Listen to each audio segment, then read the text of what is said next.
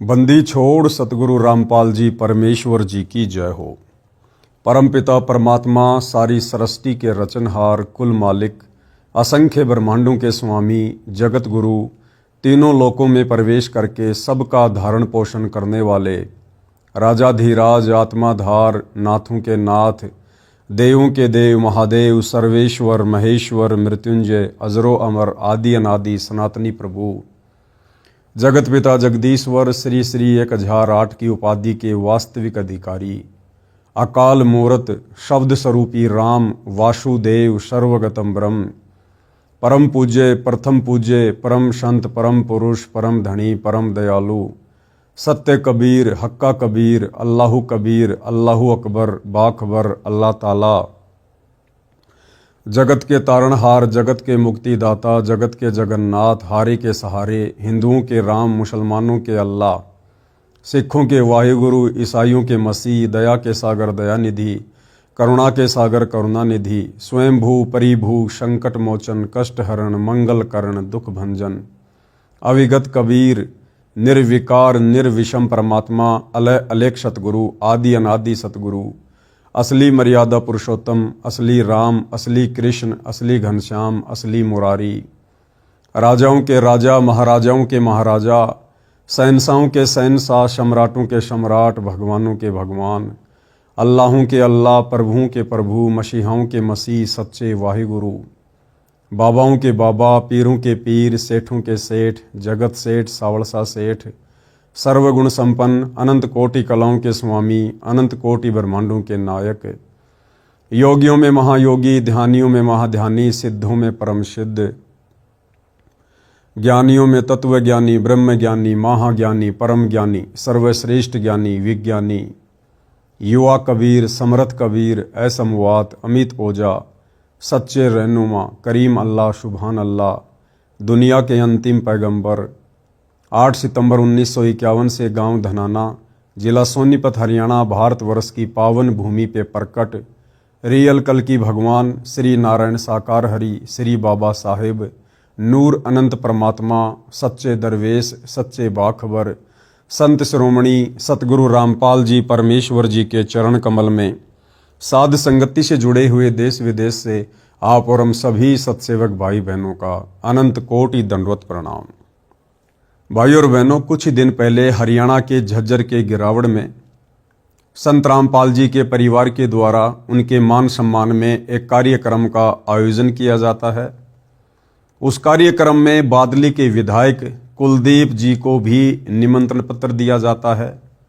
कुलदीप जी उस कार्यक्रम में आए, उन्होंने अपने विचार व्यक्त किए।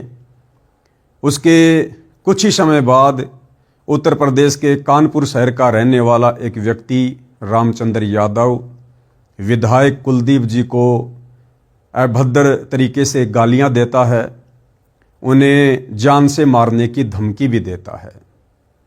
विधायक कुलदीप जी ने इस मामले को संज्ञान में लिया, उन्होंने कानूनी कार्यवाही की और रामचंद्र यादव जी को उनके घर से अरेस्ट कर लिया जाता है।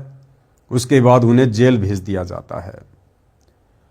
पूरा मामला क्या है और हम जितने भी सतगुरु रामपाल जी के भगत हैं, हमें इस पूरे मामले से क्या शिक्षा मिल सकती है, हम उसके ऊपर विचार करेंगे।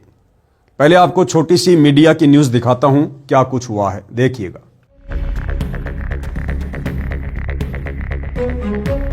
बादली से कांग्रेस विधायक कुलदीप वत्स को जान से मारने की धमकी देने के मामले में पुलिस ने आरोपी को उत्तर प्रदेश के कानपुर से गिरफ्तार कर लिया है। आरोपी की पहचान रामचंद्र यादव के रूप में हुई है, जिसके खिलाफ दिल्ली और उत्तर प्रदेश में पहले से ही कई आपराधिक मामले दर्ज हैं। गौर करने वाली बात ये है कि आरोपी ने खुद को संत रामपाल का अनुयायी बताया है। वहीं आरोपी की गिरफ्तारी के बाद एसीपी क्राइम झज्जर प्रदीप नैन ने बताया कि 12 जनवरी को आरोपी रामचंद्र यादव ने कांग्रेस विधायक कुलदीप वत्स को फोन कर अभद्र भाषा का प्रयोग करते हुए जान से मारने की धमकी दी थी। इस घटना के बाद विधायक कुलदीप वत्स की शिकायत पर थाना सदर झज्जर में आरोपी के खिलाफ मामला दर्ज किया गया। पुलिस जांच में सामने आया है कि 11 जनवरी को झज्जर जिले के गांव गिरावड़ में संत रामपाल के अनुयायियों द्वारा किसान एवं मजदूरों की सहायता के उद्देश्य से आयोजित संत रामपाल सम्मान समारोह में कांग्रेस विधायक कुलदीप वत्स शामिल हुए थे। 1/2026 को जो बादली एमएलए हैं कुलदीप जी, उनको एक कॉल आई थी। रामचंद्र यादव है जो कानपुर का रहने वाला है, उसने धमकी दी थी और कुछ अभद्र भाषा का प्रयोग किया था। इस पर एफआईआर दर्ज कर गए और कानपुर रामचंद्र यादव नाम का व्यक्ति को हमने कल गिरफ्तार कर लिया है और जिसको आज पेश अदालत किया जाएगा। पूछताछ में अभी ये बताया कि इसके खिलाफ में पहले भी 2 एफआईआर दर्ज है, उत्तर प्रदेश और दिल्ली में अभी भी विचाराधीन है। और ये रामपाल बाबा है जो महाराज है, उसके संगठन का कार्य करता है। तो इस बिना पर ये पहले भी ऐसी अभद्र भाषा का प्रयोग किया है इसने और इसके खिलाफ पहले भी जेल में रहा है। तो कल इसको गिरफ्तार करके आज पेश अदालत किया। तो भाई और बहनों, आपने वीडियो देखा। वीडियो देखकर माजरा क्या है आप जी की समझ में आ गया होगा। रामचंद्र यादव भी सतगुरु रामपाल जी का शिष्य है, उनका भगत है। भाई और बहनों, सन 2014 बरवाला कांड के बाद से संत रामपाल जी के भक्तों की ये अग्नि परीक्षा का समय है। और परीक्षा हमेशा अपने गुरुदेव के ज्ञान आधार से दी जाती है, उनके पद चिन्हों पर चलते हुए दी जाती है। ये भक्ति मार्ग सतगुरु रामपाल जी का आने वाले युग परिवर्तन के समय के बाद यानी 2028 के बाद पूरे विश्व में फैलेगा। उसके बाद हजारों वर्षों तक धरती पर यदि किसी की पूजा होगी, किसी की भक्ति होगी, यदि किसी का भक्ति मार्ग चलेगा तो केवल सतगुरु रामपाल जी का, यानी यथार्थ 13वां कबीर पंथ ही चलेगा। अब भाई और बहनों, 1000 वर्ष तक यदि सतगुरु रामपाल जी की गैर हाजिरी में उनका यथार्थ 13वां कबीर पंथ चलेगा, भक्ति मार्ग चलेगा, तो उसके लिए कुछ आधार होगा और आधार होगा ज्ञान, संत रामपाल जी के सत्संग, उनके विचार, उनके प्रवचन। तो भाई और बहनों, वर्तमान में साध संगति के माध्यम से जो वीडियो बन रहे हैं, सतगुरु रामपाल जी के तत्व ज्ञान युक्त सत्संगों के साथ साथ ये साध संगति के वीडियो भी आने वाले हजारों वर्षों तक भगत समाज को मर्यादाओं में रखने का कार्य करेंगे। तो भाई और बहनों, आप और हमने इस पूरे घटनाक्रम से शिक्षा लेकर बहुत ही सोच समझकर इस भक्ति मार्ग पर एक एक कदम फूंक फूंक के रखना है। हमसे जरा सी चूक ना हो जाए। यदि हम मर्यादाओं में जरा भी चूक करेंगे, गुरुदेव भगवान के ज्ञान के विपरीत यदि हम जरा भी इस भक्ति मार्ग पर कदम रखेंगे तो भाई और बहनों, हम भक्ति मार्ग पर सफल नहीं हो सकते। क्या क्या वो कमजोरियां हैं जिन कमजोरियों को करने के चलते हम भक्ति मार्ग पर धोखा खा सकते हैं? क्या क्या वो बातें हैं जिनका यदि हमने विशेष तौर पर ध्यान नहीं रखा तो गुरुदेव भगवान की मर्यादाएं टूटेंगी और मर्यादा टूटेगी तो हम भक्ति मार्ग पर कभी भी सफल नहीं हो सकते। तो वीडियो आप जी ने देख लिया है। दास आपको अब आगे अखबार की न्यूज भी दिखाएगा। विधायक को बम से उड़ाने की धमकी देने वाला रामचंद्र 10 दिन बाद काबू। सीआईए ने कानपुर से किया गिरफ्तार, जेल भेजा। ये रामचंद्र यादव जी हैं जो कि सतगुरु रामपाल जी के शिष्य हैं और इन्हें इनके घर से यानी कानपुर से पुलिस के द्वारा गिरफ्तार करके जेल भेज दिया गया है। भास्कर न्यूज झज्जर, बादली से कांग्रेस विधायक कुलदीप वत्स को फोन पर बम से उड़ाने की धमकी देने वाले कानपुर निवासी रामचंद्र यादव को झज्जर सीआईए ने 10 दिन के बाद पकड़ लिया है। मंगलवार को उसे अदालत में पेश किया गया, जहां उसे न्यायिक हिरासत में भेज दिया गया है। एसीपी क्राइम प्रदीप नैन और सीआईए प्रभारी राजेश कुमार ने बताया कि बादली विधायक कुलदीप वत्स ने रामचंद्र यादव के खिलाफ 12 जनवरी को एफआईआर दर्ज कराई थी, जिसमें उन्हें अभद्र भाषा का प्रयोग कर जान से मारने की धमकी दी गई थी। भाई और बहनों, सतगुरु रामपाल जी परमेश्वर अपने अमृत वचनों में अपनी वाणी में कहते हैं कि गाली ही से उपजय कलह कष्ट और मीच हार चले सो साधु है, लागी मरे सो नीच। गाली ही से उपजे, एक छोटी सी गाली देने से क्या क्या उत्पन्न हो जाता है? गाली ही से उपजे कलह, कष्ट और मीच, आपस में लड़ाई झगड़ा हो जाता है, बात मार पिटाई तक पहुंच जाती है, बहुत ज्यादा कष्ट उठाना पड़ सकता है। और मीच यानी एक छोटी सी गाली मृत्यु तक भी पहुंच जाती है, पहुंच सकती है। यह सतगुरु रामपाल जी कबीर परमेश्वर जी के अमृत वचन है। हमने परमेश्वर की प्रत्येक वाणी को अपने जीवन में लागू करना है, धारण करना है। रामचंद्र यादव जो कि कानपुर से हैं, सतगुरु रामपाल जी के भगत हैं। सन 2014 में उन्होंने सतलोक आश्रम बरवाला से नाम दीक्षा ली। 2014 बरवाला कांड के बाद जैसे जैसे बरवाला कांड के खुलासे होने लगे और जैसे जैसे भगत समाज के सामने इस प्रकार की बातें आने लगी कि सन 2014 बरवाला कांड में संत रामपाल जी का किसी भी प्रकार से कोई रोल नहीं है, उनका कोई हाथ नहीं था। ना ही तो भक्तों को कमांडो बनाने में, ना ही जजों को भड़काने में, ना ही जजों के खिलाफ पुस्तकें लिखने में। ये सारा का सारा मामला संत रामपाल जी के कलयुगी परिवार के द्वारा, सतलोक आश्रम मैनेजमेंट कमेटी के कुछ लोगों के द्वारा एक षड्यंत्र के तहत रचा गया था। काल प्रेरणा से दुनिया अभी भक्ति मार्ग से अनजान है, अनभिज्ञ है। काल कौन है, काल प्रेरणा क्या है, ये क्यों होता है, कैसे होता है, दुनिया उस समय जानेगी जब सतगुरु रामपाल जी के सत्संग सुनेगी, इस भक्ति मार्ग पर कदम रखेगी, सृष्टि रचना को सुनेगी, पढ़ेगी, समझेगी, तब पता चलेगा काल कौन है और काल की प्रेरणा से क्या क्या कुकर्म वर्तमान में इस देश और दुनिया में हो रहे हैं। तो रामचंद्र यादव जी ने अपने गुरुदेव भगवान की शिक्षाओं को दरकिनार करते हुए, उनकी मर्यादाओं को तोड़ते हुए, बादली के विधायक कुलदीप जी को मां बहन की अभद्र गालियां दी, उनको बम से उड़ाने की धमकी दी और जान से मारने की धमकी दी। देखो भाई और बहनों, विधायक चाहे कांग्रेस सरकार का हो, चाहे बीजेपी सरकार का हो, मंत्री, मुख्यमंत्री चाहे किसी भी पार्टी का क्यों ना हो, ये लोग जनप्रतिनिधि होते हैं। ये लोग अध्यात्म और भक्ति मार्ग से कोसों दूर होते हैं। मान बढ़ाई और अहंकार इन लोगों के नाक के ऊपर होता है। और जनप्रतिनिधि का ये कार्य होता है कि जहां भी कोई समागम हो, कोई समारोह हो, कोई आयोजन हो, कोई कार्यक्रम हो, वहां उनको बुलाया जाए। और ये लोग खुशी खुशी वहां पर जाते हैं, क्योंकि वहां जाने से इन लोगों को राजनीतिक फायदे होते हैं। जनप्रतिनिधि को हमेशा जनता के बीच में रहने में आनंद आता है, क्योंकि उसका कार्य भी यही होता है। और ये जो झज्जर के गिरावट का कार्यक्रम था, ये कुलदीप जी के क्षेत्र के अंतर्गत ही आता है, इसलिए उनको बुलाया गया और वो वहां उस कार्यक्रम में गए।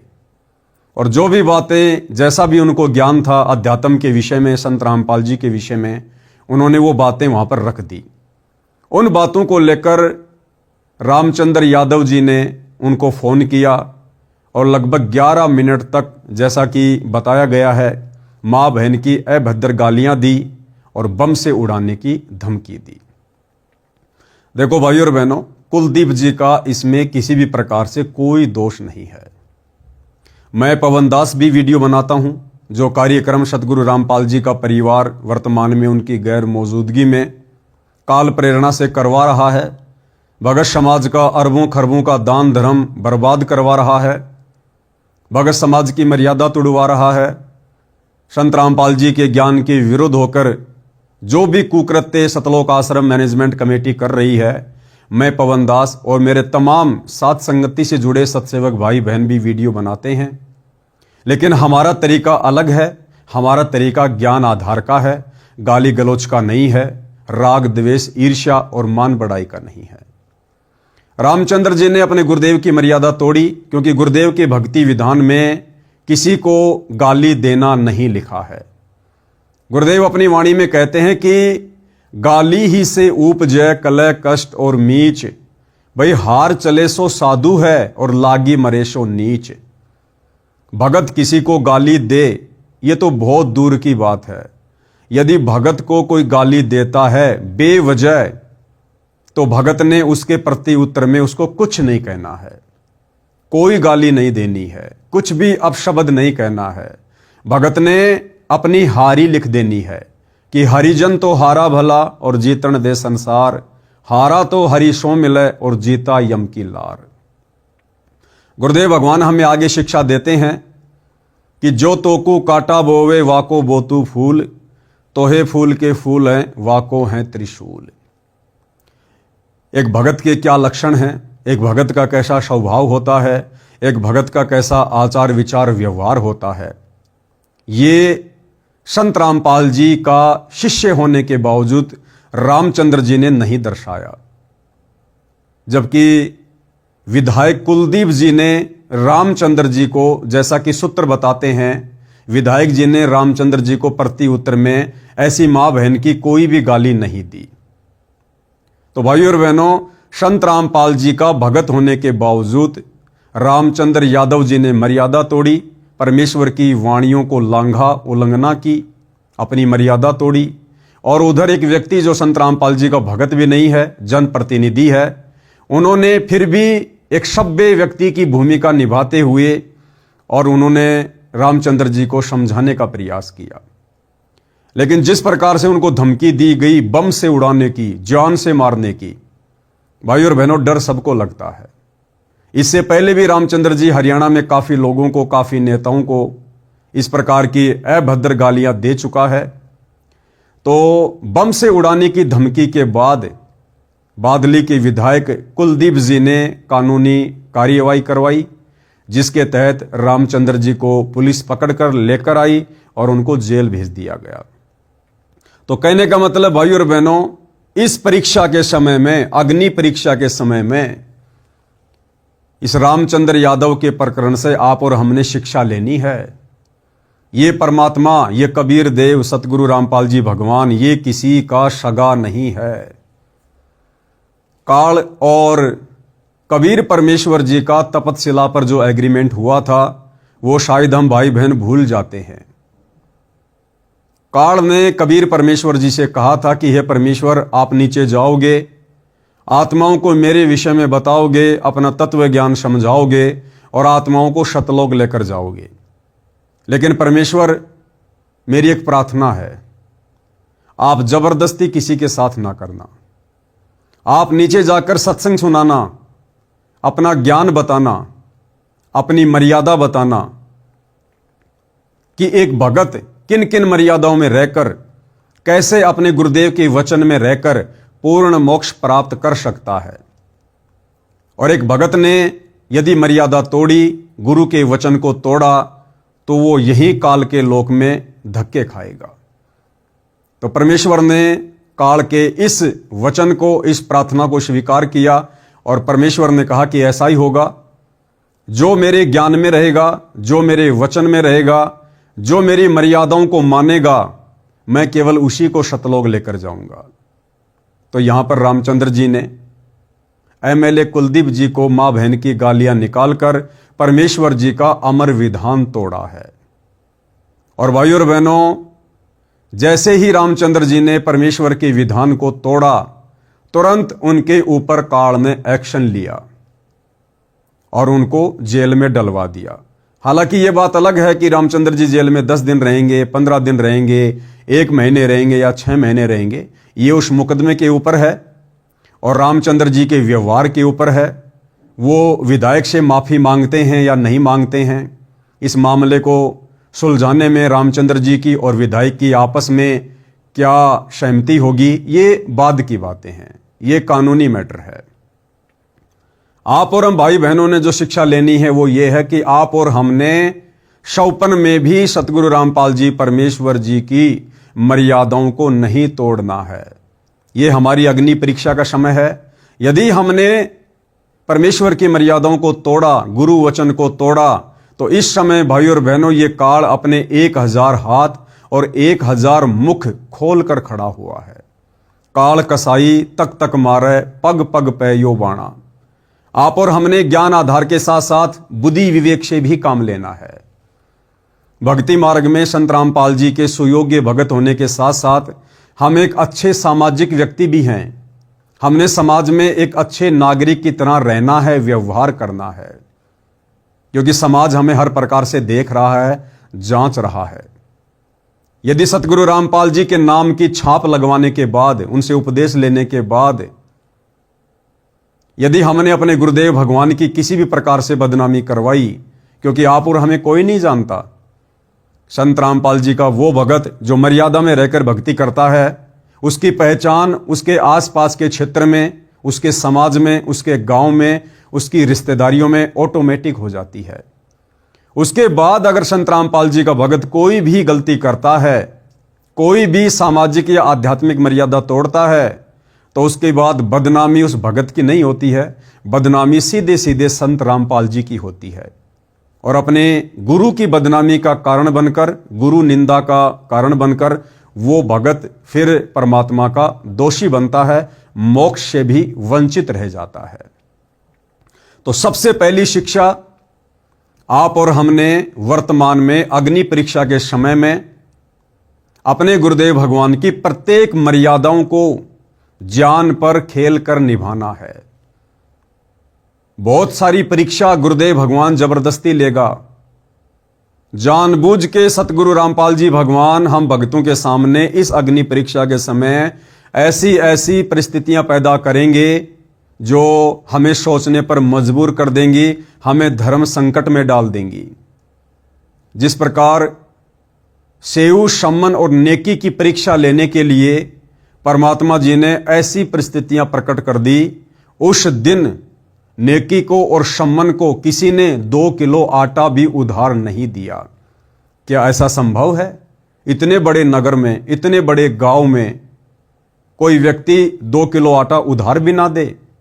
अवश्य देते, लेकिन परमेश्वर ने उस दिन उन आत्माओं की परीक्षा लेनी थी, इसलिए परमात्मा ने सभी नगरवासियों में प्रेरणा कर दी और किसी ने भी उधार आटा नहीं दिया, क्योंकि परमेश्वर ने अपने आत्माओं के भाव देखने थे, उनकी श्रद्धा देखनी थी, उनके ज्ञान आधार को चेक करना था, उनके बुद्धि विवेक को परमात्मा ने परखना था। तो इसी प्रकार भाई और बहनों, रामचंद्र यादव की भी ये एक परीक्षा थी।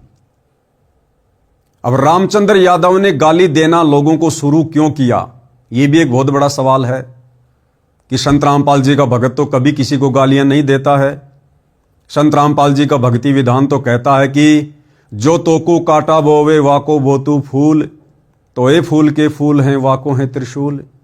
फिर रामचंद्र यादव के अंदर ये गाली देने की गंदी प्रवृत्ति कैसे पैदा हुई, क्यों पैदा हुई, कहां से पैदा हुई? इसका मतलब मर्यादा बहुत पहले से टूटी हुई है। और सबसे बड़ी मर्यादा क्या टूटी हुई है?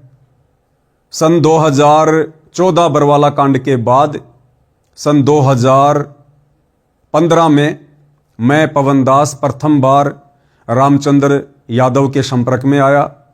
रामचंद्र यादव सात संगति से जुड़ा। दास ने रामचंद्र यादव को बरवाला कांड के विषय में बताया, समझाया, जितना मुझे उस समय याद था। रामचंद्र यादव को भी लगा कि वास्तव में संत रामपाल जी का परिवार, सतलोक आश्रम कमेटी संत रामपाल जी के साथ बहुत बुरा कर रही है, उन्हें एक आम व्यक्ति की तरह ट्रीट कर रही है, अपने गुरु को मानुष मानकर उनके साथ इस प्रकार से व्यवहार कर रही है, जैसा कि उन्होंने बरवाला कांड में किया और बरवाला कांड के बाद उन्होंने भगत समाज से मर्यादा तुड़वा कर किया। तो रामचंद्र यादव को भी लगा कि मुझे भी सात संगति से जुड़कर बरवाला कांड की सच्चाई को भगत समाज में और जन जन तक पहुंचाना चाहिए। तो सन 2015 में रामचंद्र यादव सात संगति से जुड़ता है और 2020 तक रामचंद्र यादव सात संगति से जुड़ा रहता है। अपनी बहुत ही अच्छी और अहम भूमिका वो सात संगति में निभाता है। लेकिन 2020 में जब मैंने मेरठ में एक छोटा सा वीडियो बनाया था कोरोना को लेकर, उसके बाद रामचंद्र यादव सात संगति से दूर हो जाता है, सात संगति से हट जाता है, अपने खुद की सोच के चलते, अपने खुद के विचारों के चलते। और उसके बाद से वो लगातार साध संगति का जो साध संगति सतगुरु रामपाल जी परमेश्वर जी का यथार्थ भक्ति मार्ग है, उनका 13वां कबीर पंथ है। यानी साध संगति से जुड़कर ही आप एक नेक, योग्य, सुयोग्य और शतलोक के लिए अधिकारी भगत बन सकते हैं। साध संगति से जुड़कर ही आप अपने गुरु को परमात्मा के रूप में हृदय से, आत्मा से स्वीकार कर सकते हैं, अन्यथा नहीं। तो रामचंद्र यादव ने फिर उस साध संगति का और साध संगति से जुड़ी हुई आत्माओं का विरोध करना शुरू कर दिया। अब भाई और बहनों, यदि कोई परमेश्वर की सत भक्ति मर्यादा में रहकर करने वाली आत्माओं का विरोध करेगा, कोई परमेश्वर रामपाल जी के यथार्थ पंथ का विरोध करेगा, उसी दिन से उस आत्मा के कर्म बिगड़ने शुरू हो जाते हैं, वो चाहे भगत हो या चाहे जगत का कोई व्यक्ति हो। तो धीरे धीरे रामचंद्र जी के कर्म बिगड़ने शुरू हुए। साध संगति से दूर होने के कारण रामचंद्र जी मर्यादाओं में रहकर भक्ति भी नहीं करते थे और वो अपने गुरु को परमात्मा के रूप में नहीं मानते थे और ना ही वर्तमान में मानते हैं, क्योंकि रामचंद्र जी की हालत भी सतलोक आश्रम कमेटी से जुड़े लाखों भक्तों की तरह से है। जिस प्रकार सतलोक आश्रमों से जुड़े भगत जुबान से तो कहते हैं कि संत रामपाल जी परमात्मा है, भगवान है, परमेश्वर हैं, लेकिन हृदय से नहीं मानते हैं कि संत रामपाल जी ही पूर्ण ब्रह्म परमात्मा है। क्योंकि संत रामपाल जी के अलावा इन सतलोक आश्रमों में और सतलोक आश्रमों से जुड़े लाखों भक्तों के घरों में संत रामपाल जी के अलावा कबीर जी की समझे जाने वाली एक दाढ़ी मूछ वाली बेजुबान मुर्दा फोटो भी मिलेगी। और जून के महीने में ये सभी लोग उस दाढ़ी मूछ वाली कबीर जी की बेजुबान फोटो को कबीर परमात्मा मानकर, भगवान मानकर, परमेश्वर मानकर उसका प्रकट दिवस मनाते हैं। तो ना ही तो सतलोक आश्रम कमेटी से जुड़े लोग संत रामपाल जी को ज्ञान आधार से, हृदय से परमात्मा मानते हैं और ना ही रामचंद्र यादव जी मानते हैं। तो भाई और बहनों, काल का दाव तो लगना ही लगना था। मैं ये नहीं कह रहा कि रामचंद्र यादव आजीवन जेल में रहेगा या आगे कभी जेल में नहीं जा सकता, या मैं पवन दास जो पहले जेल में जाकर आ चुका हूं, मेरे ऊपर सतलोक आश्रम वालों ने 4-4 मुकदमे लगा रखे हैं, या आगे मैं जेल में नहीं जाऊंगा या मेरे ऊपर मुकदमे नहीं लगेंगे। भाई और बहनों, जेल में जाना, अपने ऊपर मुकदमे लगवाना, इसके बहुत सारे रीजन होते हैं। यदि आप वास्तव में सत्य भक्ति मार्ग पर हैं, मर्यादाओं में हैं, संघर्ष कर रहे हैं और आपका संघर्ष करने का प्रयोजन यदि सही है, सही दिशा में है, तो चाहे आपको 50 बार जेल क्यों ना हो, परमेश्वर की इस सच्चाई को, जिस सच्चाई को परमेश्वर रामपाल जी का परिवार 2014 बरवाला कांड के बाद से दबाने में लगा हुआ है, पाखंड और अज्ञान फैला रहा है, इनके विरुद्ध संगत को जगाते हुए, सेवा करते हुए, संघर्ष करते हुए यदि हम सत्सेवक भाई बहन 100 बार भी जेल जाते हैं तो हमारा जेल में जाना सार्थक होता है। लेकिन रामचंद्र जी जिस प्रकरण में वर्तमान में जेल में गए हैं, वो किसी सेवा के चलते नहीं गए, वो किसी संघर्ष के चलते नहीं गए हैं। रामचंद्र यादव जी ने परमेश्वर रामपाल जी की मर्यादा तोड़ी है। मर्यादा तोड़ने के चलते काल का अटैक हुआ है और उनको जेल में डाला गया है।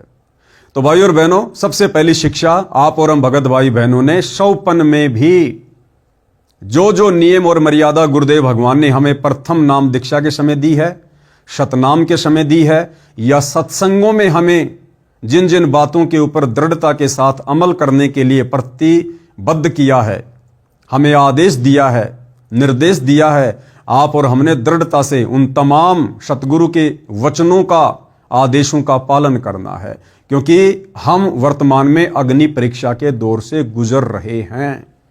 द्वापर के अंत में जो महाभारत हुआ था, उसके बाद जो सबसे बड़ा महाभारत वर्तमान में धरती पर हो रहा है, तो संत रामपाल जी के पंथ में हो रहा है, उनके भक्ति मार्ग में हो रहा है। दुनिया को ये बातें 2028 के बाद पता लगना शुरू होंगी। संत रामपाल जी के पंथ में 2 पार्ट बन चुके हैं, यानी संत रामपाल जी की संगत 2 भागों में विभाजित हो चुकी है। एक भाग उनका परिवार हैंडल करता है, जिसे सतलोक आश्रम कमेटी के नाम से जाना जाता है। दूसरा पार्ट आप और हम सभी साध संगति से जुड़े हुए सत्सेवक भाई बहन हैं, जो अपने गुरुदेव भगवान की गैर हाजिरी में उनके सत्संगों को आधार बनाकर, अपने गुरु को ही परमात्मा कबीर जी मानकर और नेक नीति ईमानदारी से अपना काम करते हुए, संघर्ष करते हुए, मर्यादाओं में रहते हुए अपनी भक्ति को कर रहे हैं। तो कुलदीप वत्स जो कि बादली से विधायक हैं, इस प्रकरण में उनका किसी भी प्रकार से कोई दोष नहीं है। वो एक जनप्रतिनिधि है और जहां उनको बुलाया जाएगा किसी भी कार्यक्रम में और जैसा वे उचित समझेंगे वो वहां जाएंगे, वो अपने कुछ भी विचार व्यक्त करेंगे। भाई और बहनों, ये कर्म प्रधान क्षेत्र है। कर्म चाहे भगत करे, चाहे विधायक करे, चाहे देश का प्रधानमंत्री करे, समय आने पर वो व्यक्ति अपने कर्म का भोग भोगता है। हम सतगुरु रामपाल जी के भगत होने के नाते यदि कोई व्यक्ति कुछ अपशब्दों का प्रयोग करता है, गलत भाषा का प्रयोग करता है, ज्ञान विरुद्ध बातें रखता है, तो हम केवल उनको समझा सकते हैं एक सभ्य भाषा में। एक संदेशा हम उस तक पहुंचा सकते हैं कि विधायक जी, आप जी ने उस कार्यक्रम में जिस प्रकार की बातें की हैं वो बातें आप जी को शोभा नहीं देती हैं, वो बातें संत रामपाल जी के पंथ और उनके मार्ग, उनके भक्ति विधान के विपरीत हैं, आपको ऐसा कहना शोभा नहीं देता है। इस प्रकार से हम किसी को बता सकते हैं, समझा सकते हैं, लेकिन माँ बहन की गालियां देना, सीधे सीधे किसी को बम से उड़ाने की धमकी देना, जान से मारने की धमकी देना, ये परमेश्वर रामपाल जी के सत भक्ति मार्ग में दूर दूर तक नहीं है और ना ही सतगुरु रामपाल जी कभी अपने भक्तों को इस प्रकार की घटिया शिक्षा देते हैं। तो सबसे पहली शिक्षा, आप और हमने शौपन में भूलकर भी अपने गुरुदेव की मर्यादाओं को नहीं तोड़ना है। हालांकि रामचंद्र यादव बहुत अच्छा इंसान है, अच्छा भगत है, लेकिन भाई और बहनों, इस भक्ति मार्ग में आपके अंदर लाख अच्छाइयां हैं। यदि आपने जरा भी मर्यादा तोड़ दी, काल सर पर बैठा होता है, उसी समय अटैक करेगा। आपकी 100 अच्छाइयों को एक पल में आपकी एक छोटी सी गलती करने के चलते वो मिट्टी में मिला देगा, धूल में मिला देगा। और गुरुदेव भगवान कहते हैं कि भाई मेरे पंथ में, मेरे मार्ग में आप चाहे कितने अच्छे भगत हैं, कितने बड़े भगत हैं, कितने ही वक्ता भगत हैं, आपको कितना ही ज्ञान समझ में आ गया हो, लेकिन इस मार्ग में यदि आपने जरा सी मर्यादा कर दी, जरा सी त्रुटि कर दी, तो परमेश्वर आपको मोक्ष प्रदान नहीं करेगा, परमेश्वर आपको सतलोक में लेकर नहीं जाएगा। हमने हर प्रकार से, हर मर्यादाओं में रहकर ही भक्ति पर अपने आप को सुचारू रखना है। हमने हर कदम पर अपने गुरुदेव भगवान को प्रसन्न रखना है।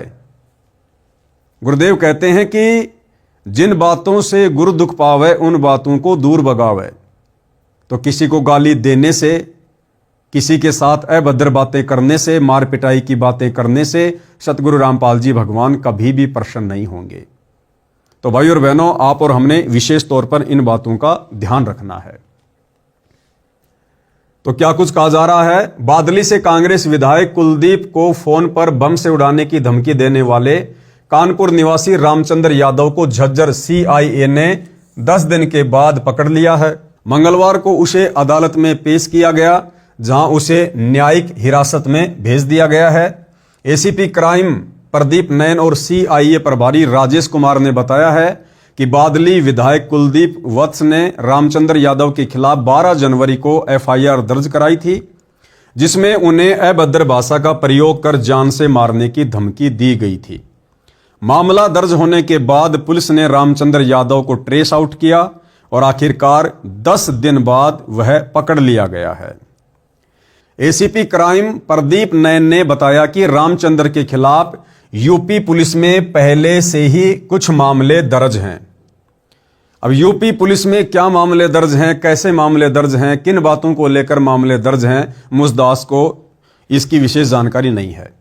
पुलिस के अनुसार रामचंद्र यादव संत रामपाल का अनुयायी है। ध्यान देना भाई और बहनों, जो दाव काल ने वर्तमान कलयुग की बिचली पीढ़ी में खेलना था, वो दाव काल बखूबी खेल रहा है और नादान मंदबुद्धि भगत मर्यादा तोड़ तोड़ के काल के जाल में फंसते जा रहे हैं, परमात्मा के दोषी बनते जा रहे हैं।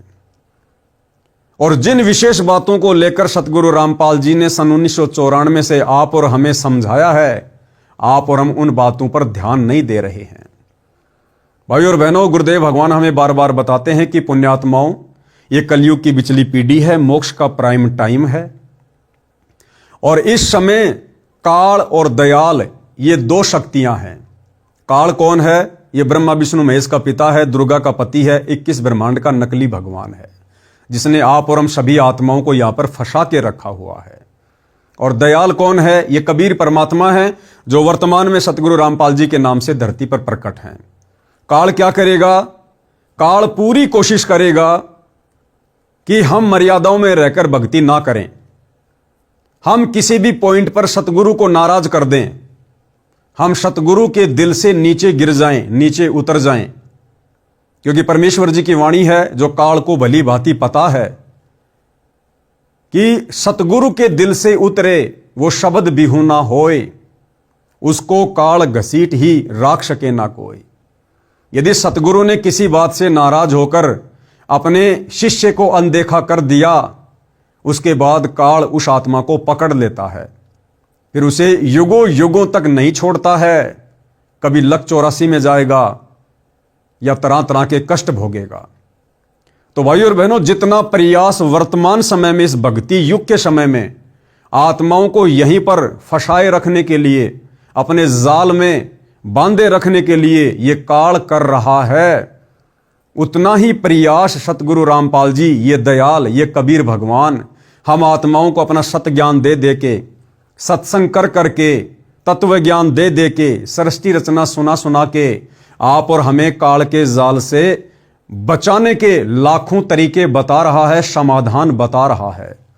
लेकिन हम मंद बुद्धि अपने गुरुदेव की बातों को हल्के में ले लेते हैं और हम हर बार काल को जिता देते हैं। तो यहां पर भी ऐसा ही हुआ भाई और बहनों, जो काल ने करवाना था वो काल ने करवा दिया। काल अपने षड्यंत्र में रामचंद्र यादव को लेकर सफल हुआ। क्या षड्यंत्र? काल चाहता है परम संत की बदनामी।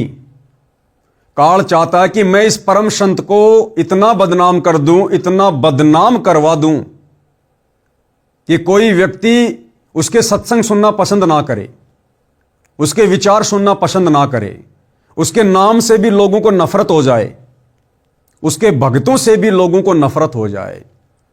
तो यह षड्यंत्र था काल का, जो इस काल ने फैलाया, और रामचंद्र यादव एक मछली की भांति उस जाल में फंस गया।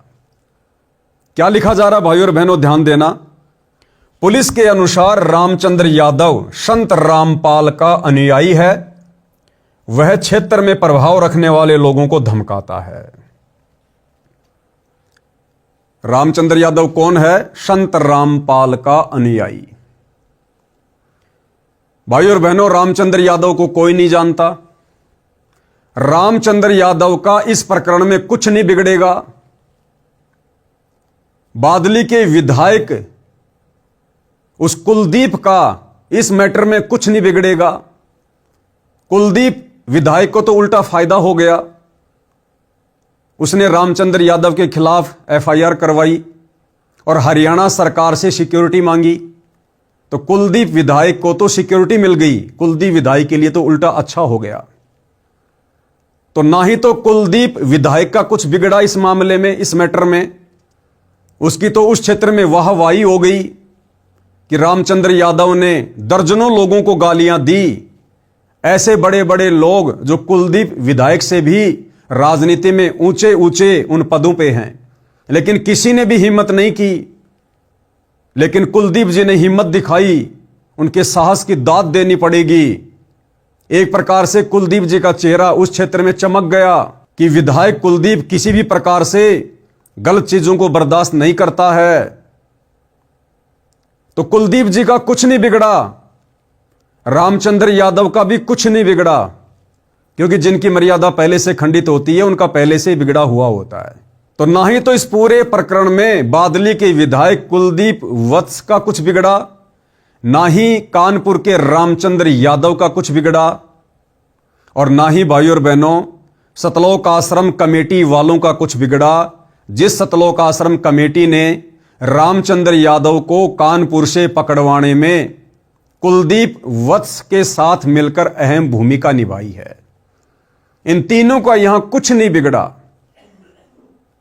लेकिन यहां पर पूरे हरियाणा में समाचार पत्रों के माध्यम से, मीडिया के माध्यम से जम के बदनामी किसकी हुई?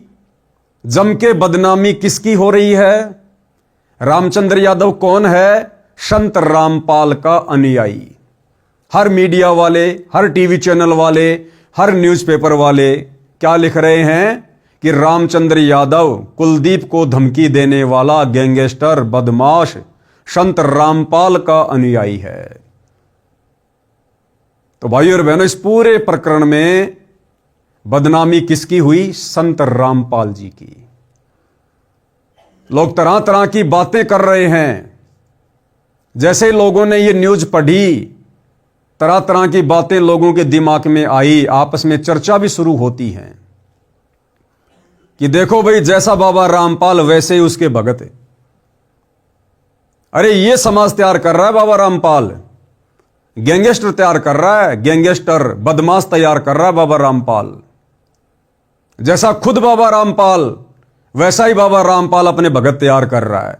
क्योंकि भाइयों और बहनों, जिस प्रकार से बरवाला कांड 2014 में संत रामपाल जी के नालायक परिवार ने अपनी मनमानी हरकतों के चलते जो ब्लैक कमांडो आश्रम में भक्तों को बनाकर बाहर खड़े किए थे पुलिस प्रशासन के सामने मरने मारने के लिए, जिस बरवाला कांड में संत रामपाल जी के परिवार की मनमानियों के चलते 6 भक्तों की मौत हुई, मर्डर का मुकदमा संत रामपाल जी पर लगा, देशद्रोह का मुकदमा संत रामपाल जी पर लगा, इस तमाम प्रकरण में केवल संत रामपाल जी की ही बदनामी हुई।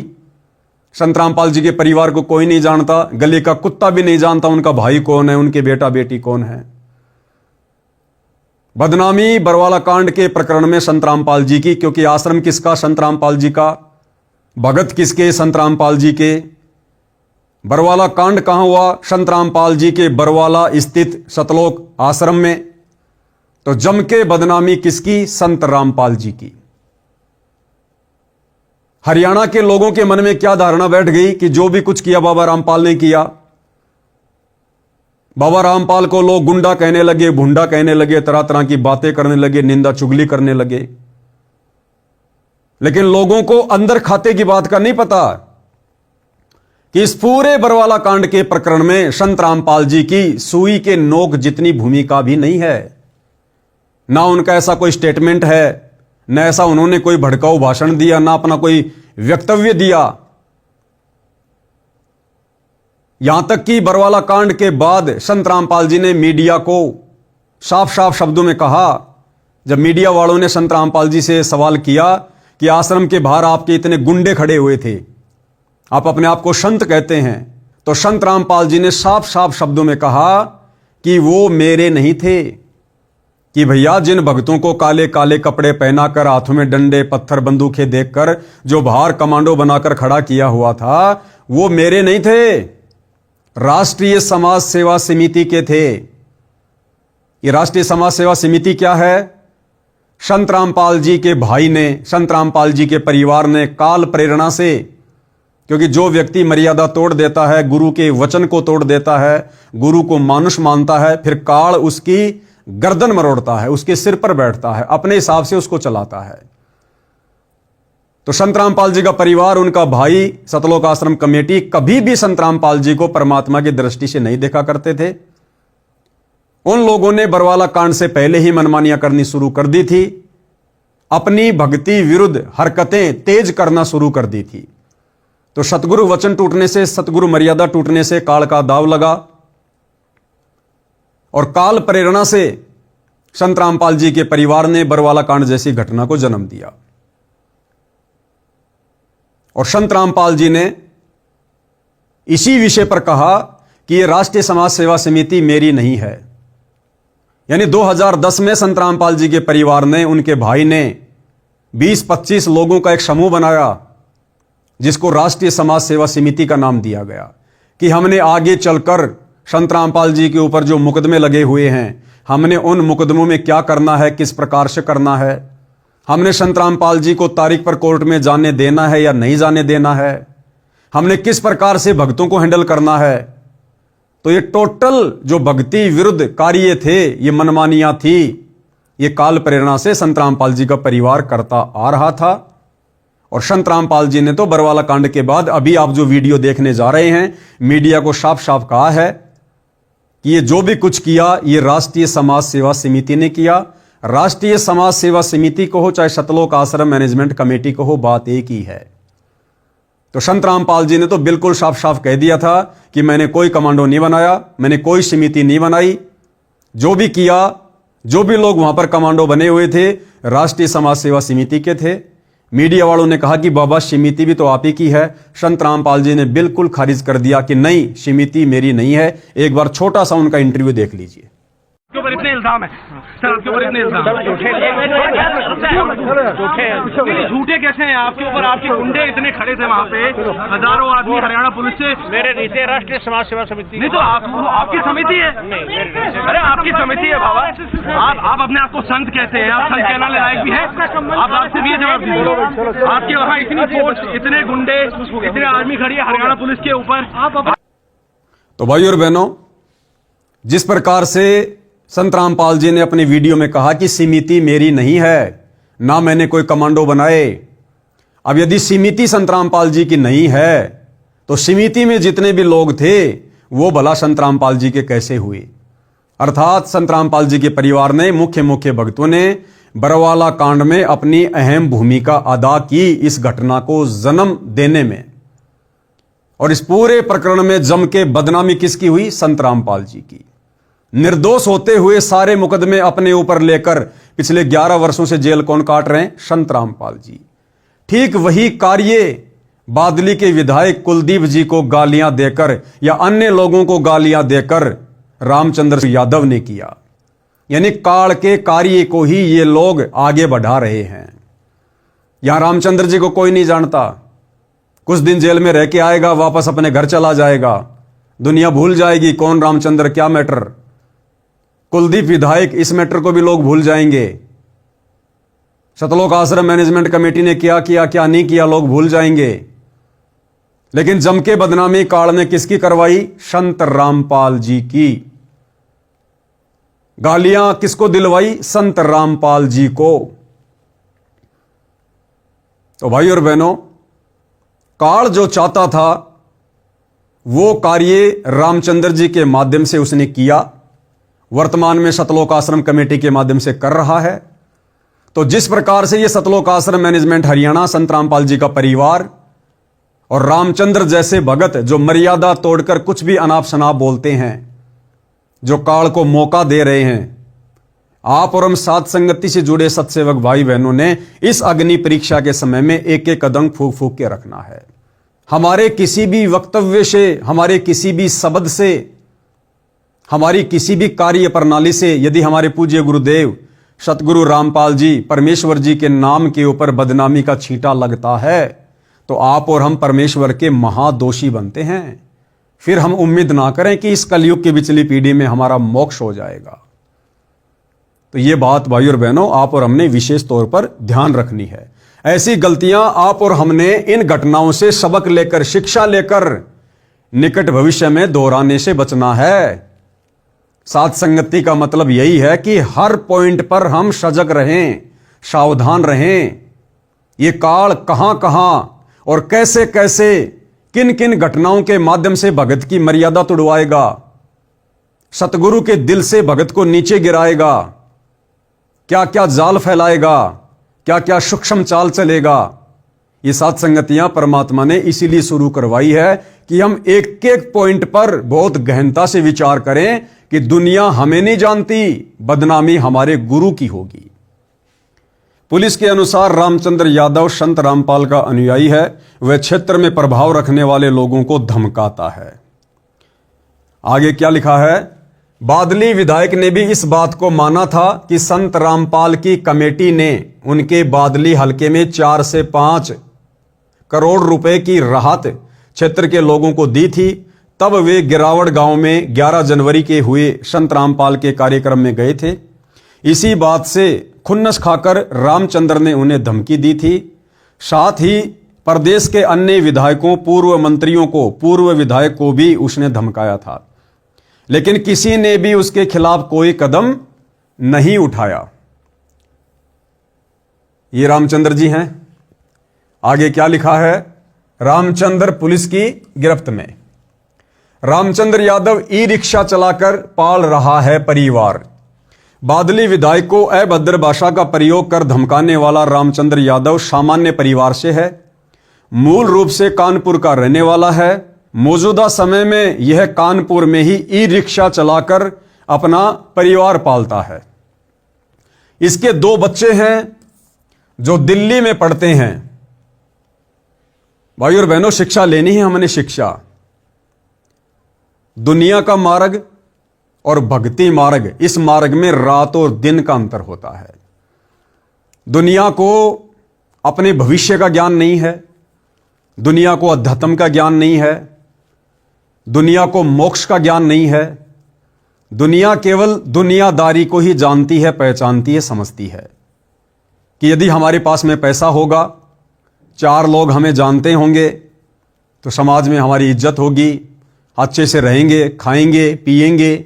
जिसके पास अच्छा पैसा है, बढ़िया प्रॉपर्टी है, बस वो इंसान समझो उसने अपने जीवन को सफल कर लिया। लेकिन भाई और बहनों, अध्यात्म के अनुसार जिस व्यक्ति के पास में शास्त्र अनुकूल सत भक्ति नहीं है, जिस व्यक्ति ने तत्वदर्शी संत को अपना गुरु धारण नहीं किया है, वो व्यक्ति चाहे देश का प्रधानमंत्री क्यों ना है, वो अपने जीवन को नरक बना रहा है, अपने भविष्य को नरक बना रहा है।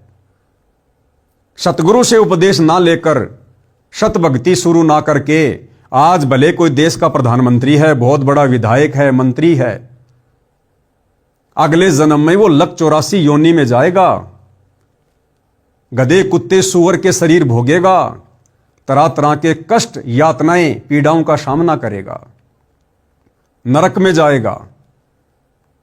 फिर कभी मनुष्य जन्म मिला, फिर ना जाने वो मंत्री रहे ना रहे, कैसा जीवन मिले। आज आप देख रहे हैं रोडों पर किस प्रकार से मनुष्य जन्म प्राप्त करके भी लोग सारा दिन दिए बाबा, 2 पैसे के लिए सारा दिन दुनिया का मुंह देखते रहते हैं। तो भाई और बहनों, भक्ति मार्ग और जगत का मार्ग, इसमें रात और दिन का अंतर है। तो यहां पर क्या लिखा गया है कि रामचंद्र यादव की 2 संतान हैं, एक लड़का है, एक लड़की है, क्योंकि दास तो पर्सनली जानता है, एक लड़का, एक लड़की। भाई और बहनों, रामचंद्र यादव का काम पहले बहुत अच्छा चलता था। 1-2 गाड़ियां थी उसके पास में, स्कूल में लगा रखी थी, बच्चों को लाता था, छोड़ता था। और रामचंद्र यादव ने अपने बच्चों को यह सोचकर अच्छी शिक्षा देनी शुरू की, अच्छे प्राइवेट स्कूल में उनका दाखिला दिलवाया कि ये बच्चे बड़े होकर अच्छी नौकरी लगेंगे। और उन्होंने वैसा ही किया। रामचंद्र यादव ने अच्छी स्कूल में बच्चों का एडमिशन करवाया। लेकिन जब मैं रामचंद्र दास के पास कानपुर कभी कभार जाता था, तो मैं ये भी सुना करता था कि बच्चों की फीस का जुगाड़ हो नहीं पा रहा है। रामचंद्र यादव की इनकम कम है, बच्चों की फीस ज्यादा है। तो दास ने उनको एक आध बार सलाह भी दी थी कि भगत जी, हम भक्ति मार्ग में हैं। आज हमें पता चल गया कि हमारा भविष्य किस चीज में है। आज हमें पता चल गया कि हमने करना क्या है। ये पढ़ाई तो हम असंख्यों जन्मों में पढ़ चुके हैं। ये आप और हमारा पहला मनुष्य जन्म नहीं है। हम असंख्यों मनुष्य जन्म प्राप्त कर चुके हैं। किसी जन्म में हम जज भी रह चुके हैं, देश के राजा भी रह चुके हैं, बड़े बड़े मंत्री और प्रधानमंत्री तक की भी हमने पदवियां प्राप्त की हैं। आज कहां है वो शिक्षा? जिस शिक्षा को प्राप्त करके 15-20 वर्ष तक पढ़ाई करके, माता पिता का पैसा खर्च करके, अपना अनमोल समय बर्बाद करके हमने किसी जन्म में जो पढ़ाई पढ़ी और हम बहुत बड़े वकील बन गए, जज बन गए, और उसके बाद जब हमारी मृत्यु हो गई, हमें अगला जन्म मिला, उस जन्म में हमारे को फिर से पढ़ाई पढ़नी पड़ी। अगला जन्म हमारे को गधे का मिला, कुत्ते का मिला, फिर हमें किसने स्कूल में एडमिशन दिलवाया? तो ये जो शिक्षा है, ये तो केवल यहीं तक 2 टाइम की रोजी रोटी का ही साधन है। और ये गारंटी नहीं है कि यदि आप अपने बच्चों को बहुत अच्छा पढ़ाओगे, लिखाओगे, तो आपके बच्चे बहुत बड़ी नौकरी लग जाएंगे। नौकरी लगना भी उनके भाग्य के ऊपर है, उनकी किस्मत के ऊपर है। आज हमारे देश में लगभग 10 करोड़ बच्चे हर साल डिग्रियां लेते हैं। उनमें से मुश्किल से 10 लाख बच्चे नौकरी लगते हैं, मुश्किल से 10 लाख। बाकी लोग क्या करते हैं भाई? तो गुरुदेव भगवान ने हमें सत्संगों में यही बताया, यही समझाया कि बच्चों, नकली शिक्षा को कम करो और जो असली शिक्षा है, जिससे हमारा भविष्य भी सुधरेगा, जिससे हमें मोक्ष भी मिलेगा, हमारा ये लोक भी सुखी रहेगा, हमारा परलोक भी सुखी होगा, वो आध्यात्मिक शिक्षा हमने ज्यादा पढ़नी है। उस आध्यात्मिक शिक्षा को हमने ज्यादा महत्व देना है। सपोज कीजिए भाई और बहनों, आज रामचंद्र यादव अपने बच्चों को पढ़ा रहे हैं। अब बच्चों को भक्ति मार्ग में भगत होने के बावजूद, संत रामपाल जी का तत्व ज्ञान प्राप्त होने के बावजूद, यदि रामचंद्र यादव अपने बच्चों को नौकरी के लिए पढ़ा रहा है, अब कानपुर से बच्चों को स्पेशल दिल्ली में पढ़ाना मकसद जाहिर है नौकरी का, तो भाई और बहनों, ये हमारे ज्ञान की कमी है। हमने अभी भक्ति मार्ग को समझा नहीं है। विचार करो, रामचंद्र यादव अपने बच्चे को दिल्ली में पढ़ा रहा है, साल का कई लाखों रुपया अपने दोनों बच्चों के ऊपर लगा रहा है। सोचिए भाई और बहनों, रामचंद्र यादव का बच्चा या मेरा बच्चा एज ए एग्जाम्पल दास दे रहा है। सोचिए रामचंद्र यादव का बच्चा कल को पढ़ लिख के और बहुत बड़ा कोई अधिकारी बन गया। अधिकारी बनने के 2 महीने बाद किसी बस दुर्घटना में या अन्य किसी कारण से, किसी बीमारी से, हार्ट अटैक से यदि रामचंद्र यादव के बच्चे की मृत्यु हो जाती है, तो विचार करो भाई और बहनों, क्या फायदा दिया उस शिक्षा ने, क्या फायदा दिया उस पढ़ाई लिखाई ने, क्या फायदा दिया उस नौकरी ने, आपको जिसके भविष्य के विषय में पता नहीं। क्या वो नौकरी, क्या वो पढ़ाई आपके बच्चे के जीवन को बचा सकती थी? क्या बच्चे के जीवन को बचाया? नहीं। क्या उस नौकरी ने, उस शिक्षा ने आपके बच्चे के भाग्य में कोई परिवर्तन किया? नहीं। लेकिन सतगुरु रामपाल जी परमेश्वर कहते हैं कि बच्चों, आप अपने बच्चों को सांसारिक पढ़ाई पढ़ाओ, लेकिन केवल उतनी जितनी आवश्यक है, यानी 8वीं 10वीं लास्ट। यदि आप भगत हैं संत रामपाल जी के और तत्व ज्ञान समझ में आ गया है, यदि आप अपने बच्चे को किसी नौकरी के मकसद से पढ़ा रहे हैं, तो आप दुनिया के सबसे बड़े मूर्ख व्यक्ति हैं, सबसे बड़े मूर्ख व्यक्ति। क्योंकि ये पढ़ाई लिखाई, ये शिक्षा, ये अक्षर ज्ञान केवल परमात्मा ने आप और हमें इसलिए दिया कि हम इस कलयुग की बिचली पीढ़ी में, जब हमारे गुरुदेव भगवान हमारे को शास्त्र खोल खोल के दिखाएं, हम उन शास्त्रों को आंखों से देख लें कि वास्तव में भक्ति क्या है, भक्ति मार्ग क्या है, भगवान कौन है, ताकि हमारी आत्मा इस भक्ति और भगवान को स्वीकार कर ले और हम मोक्ष प्राप्त करने के योग्य बने। ये शिक्षा परमात्मा ने हमें नौकरी के लिए नहीं दी थी। नौकरी तो केवल एक लड्डू था जो परमात्मा ने फेंका था, क्योंकि बिना सवारत के इस गंदे लोक में कोई भी अपने बच्चों को नहीं पढ़ाता है। अगर ये नौकरी रूपी लड्डू शिक्षा के बदले में परमात्मा समाज में ना फेंकता, आज कोई भी व्यक्ति अपने बच्चों को नहीं पढ़ाता। और यदि माता पिता अपने बच्चों को नहीं पढ़ाते, तो आज सतगुरु रामपाल जी कैसे शास्त्रों में लिखी सच्चाई अपनी आत्माओं को बताते, समझाते। तो नौकरी केवल एक लड्डू के रूप में परमात्मा ने समाज में फेंका, ताकि नौकरी के चक्कर में, नौकरी के लालच में ये माता पिता अपने बच्चों को पढ़ा दें, शिक्षित उनको करवा दें, और ये शिक्षा फिर सतगुरु रामपाल जी के काम आ जाए। और आप और हमने क्या किया भाई और बहनों, केवल नौकरी को माध्यम बनाकर ही बच्चों को पढ़ाना शुरू कर दिया। और दुनिया भर के सब्जेक्ट जो हमारे किसी मतलब के नहीं, बीरबल, अकबर, बाबर, हुमायूं, पानीपत की लड़ाई, फलानी लड़ाई, हमारे किसी मतलब की नहीं। आज वो टॉपिक हमारे किसी काम नहीं आ रहे हो। तो कहने का मतलब भाई और बहनों, यदि हम भगत हैं संत रामपाल जी के, तत्व ज्ञान समझ में आ रहा है, तो हमने अपने बच्चों को 8वीं 10वीं से ज्यादा नहीं पढ़ाना है। बच्चों को अक्षर ज्ञान हो जाए, थोड़ा बहुत व्यावहारिक ज्ञान हो जाए, बहुत है। अपनी तीनों समय की आरती बच्चा भक्ति बोध हाथ में लेके पढ़ना सीख जाए, समझ जाए। इससे ज्यादा हमने बच्चों को इंजीनियर नहीं बनाना, डॉक्टर नहीं बनाना। हमारा मूल टारगेट क्या है, मूल मकसद क्या है? सतगुरु के ज्ञान को अच्छे से समझकर, मर्यादाओं में रहकर भक्ति करके इस गंदे लोक से बाहर निकलना। हमारा मकसद डॉक्टर बनना, इंजीनियर बनना नहीं है, बड़ी बड़ी कोठी बनाकर अपनी प्रभुता दिखाना नहीं है। गुरुदेव भगवान ने बताया कि ये काम वो करेंगे जो भक्ति नहीं करेंगे। जिसने डॉक्टर बनना है, इंजीनियर बनना है, अधिकारी बनना है, देश चलाना है, ये वो लोग करेंगे जो लोग भक्ति नहीं करेंगे। यदि हमारी बात समझ में आ गई है तो हमने अपनी भक्ति सफल करके इस गंदे लोक से बाहर निकलना है। तो सतगुरु रामपाल जी भगवान ने हमें बताया कि बच्चों को केवल सामान्य शिक्षा दो। नौकरी के मकसद से भगत ने बच्चे को पढ़ाना ही नहीं चाहिए। जगत की सोच और भगत की सोच, इसमें 36 का आंकड़ा होता है, 36 का आंकड़ा। यदि कोई आम जगत का सामान्य व्यक्ति जो संत रामपाल जी के भक्ति विधान से, सत्संगों से अपरिचित है, यदि ये वीडियो देख रहा होगा तो वो यही सोचेगा कि पवनदास तो बड़ा मूर्ख किस्म का प्राणी है, शिक्षा के विरोध में है, नौकरी के विरोध में है। भैया हम शिक्षा के विरोध में नहीं है। संत रामपाल जी का भक्ति मार्ग और आप जैसे जगत वाले भाई बहनों की सोच, इसमें 36 का आंकड़ा है, 36 का आंकड़ा।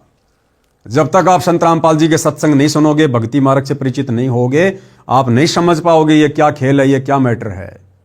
हमने तो इस गंदे लोक से बाहर निकलना है। हम ठोकर मारते हैं प्रधानमंत्री की पोस्ट को, हम ठोकर मारते हैं डॉक्टर इंजीनियर की पोस्ट को। हम असंख्य मनुष्य जन्म प्राप्त करके डॉक्टर भी रह चुके हैं, इंजीनियर भी रह चुके हैं, प्रधानमंत्री भी रह चुके हैं, लेकिन हमारी गति नहीं हुई, हमारी दुर्गति हुई। क्योंकि परमात्मा की वाणी है, एक हरि की भक्ति बिन राजा गधा होए, माटी लदे कुमार की घास न डाले कोई। इस पृथ्वी का राजा तो छोड़िए, देवताओं का राजा इंद्र भी मरने के बाद में सीधा गधी की योनि में जाता, गधी की योनि में। तो क्या काम आई वो इंद्र की पदवी, वो राजा की पदवी, वो बड़ी बड़ी डिग्रियां हमारे। तो भाई और बहनों, आप और हमने इस पचड़े में बिल्कुल नहीं पढ़ना है।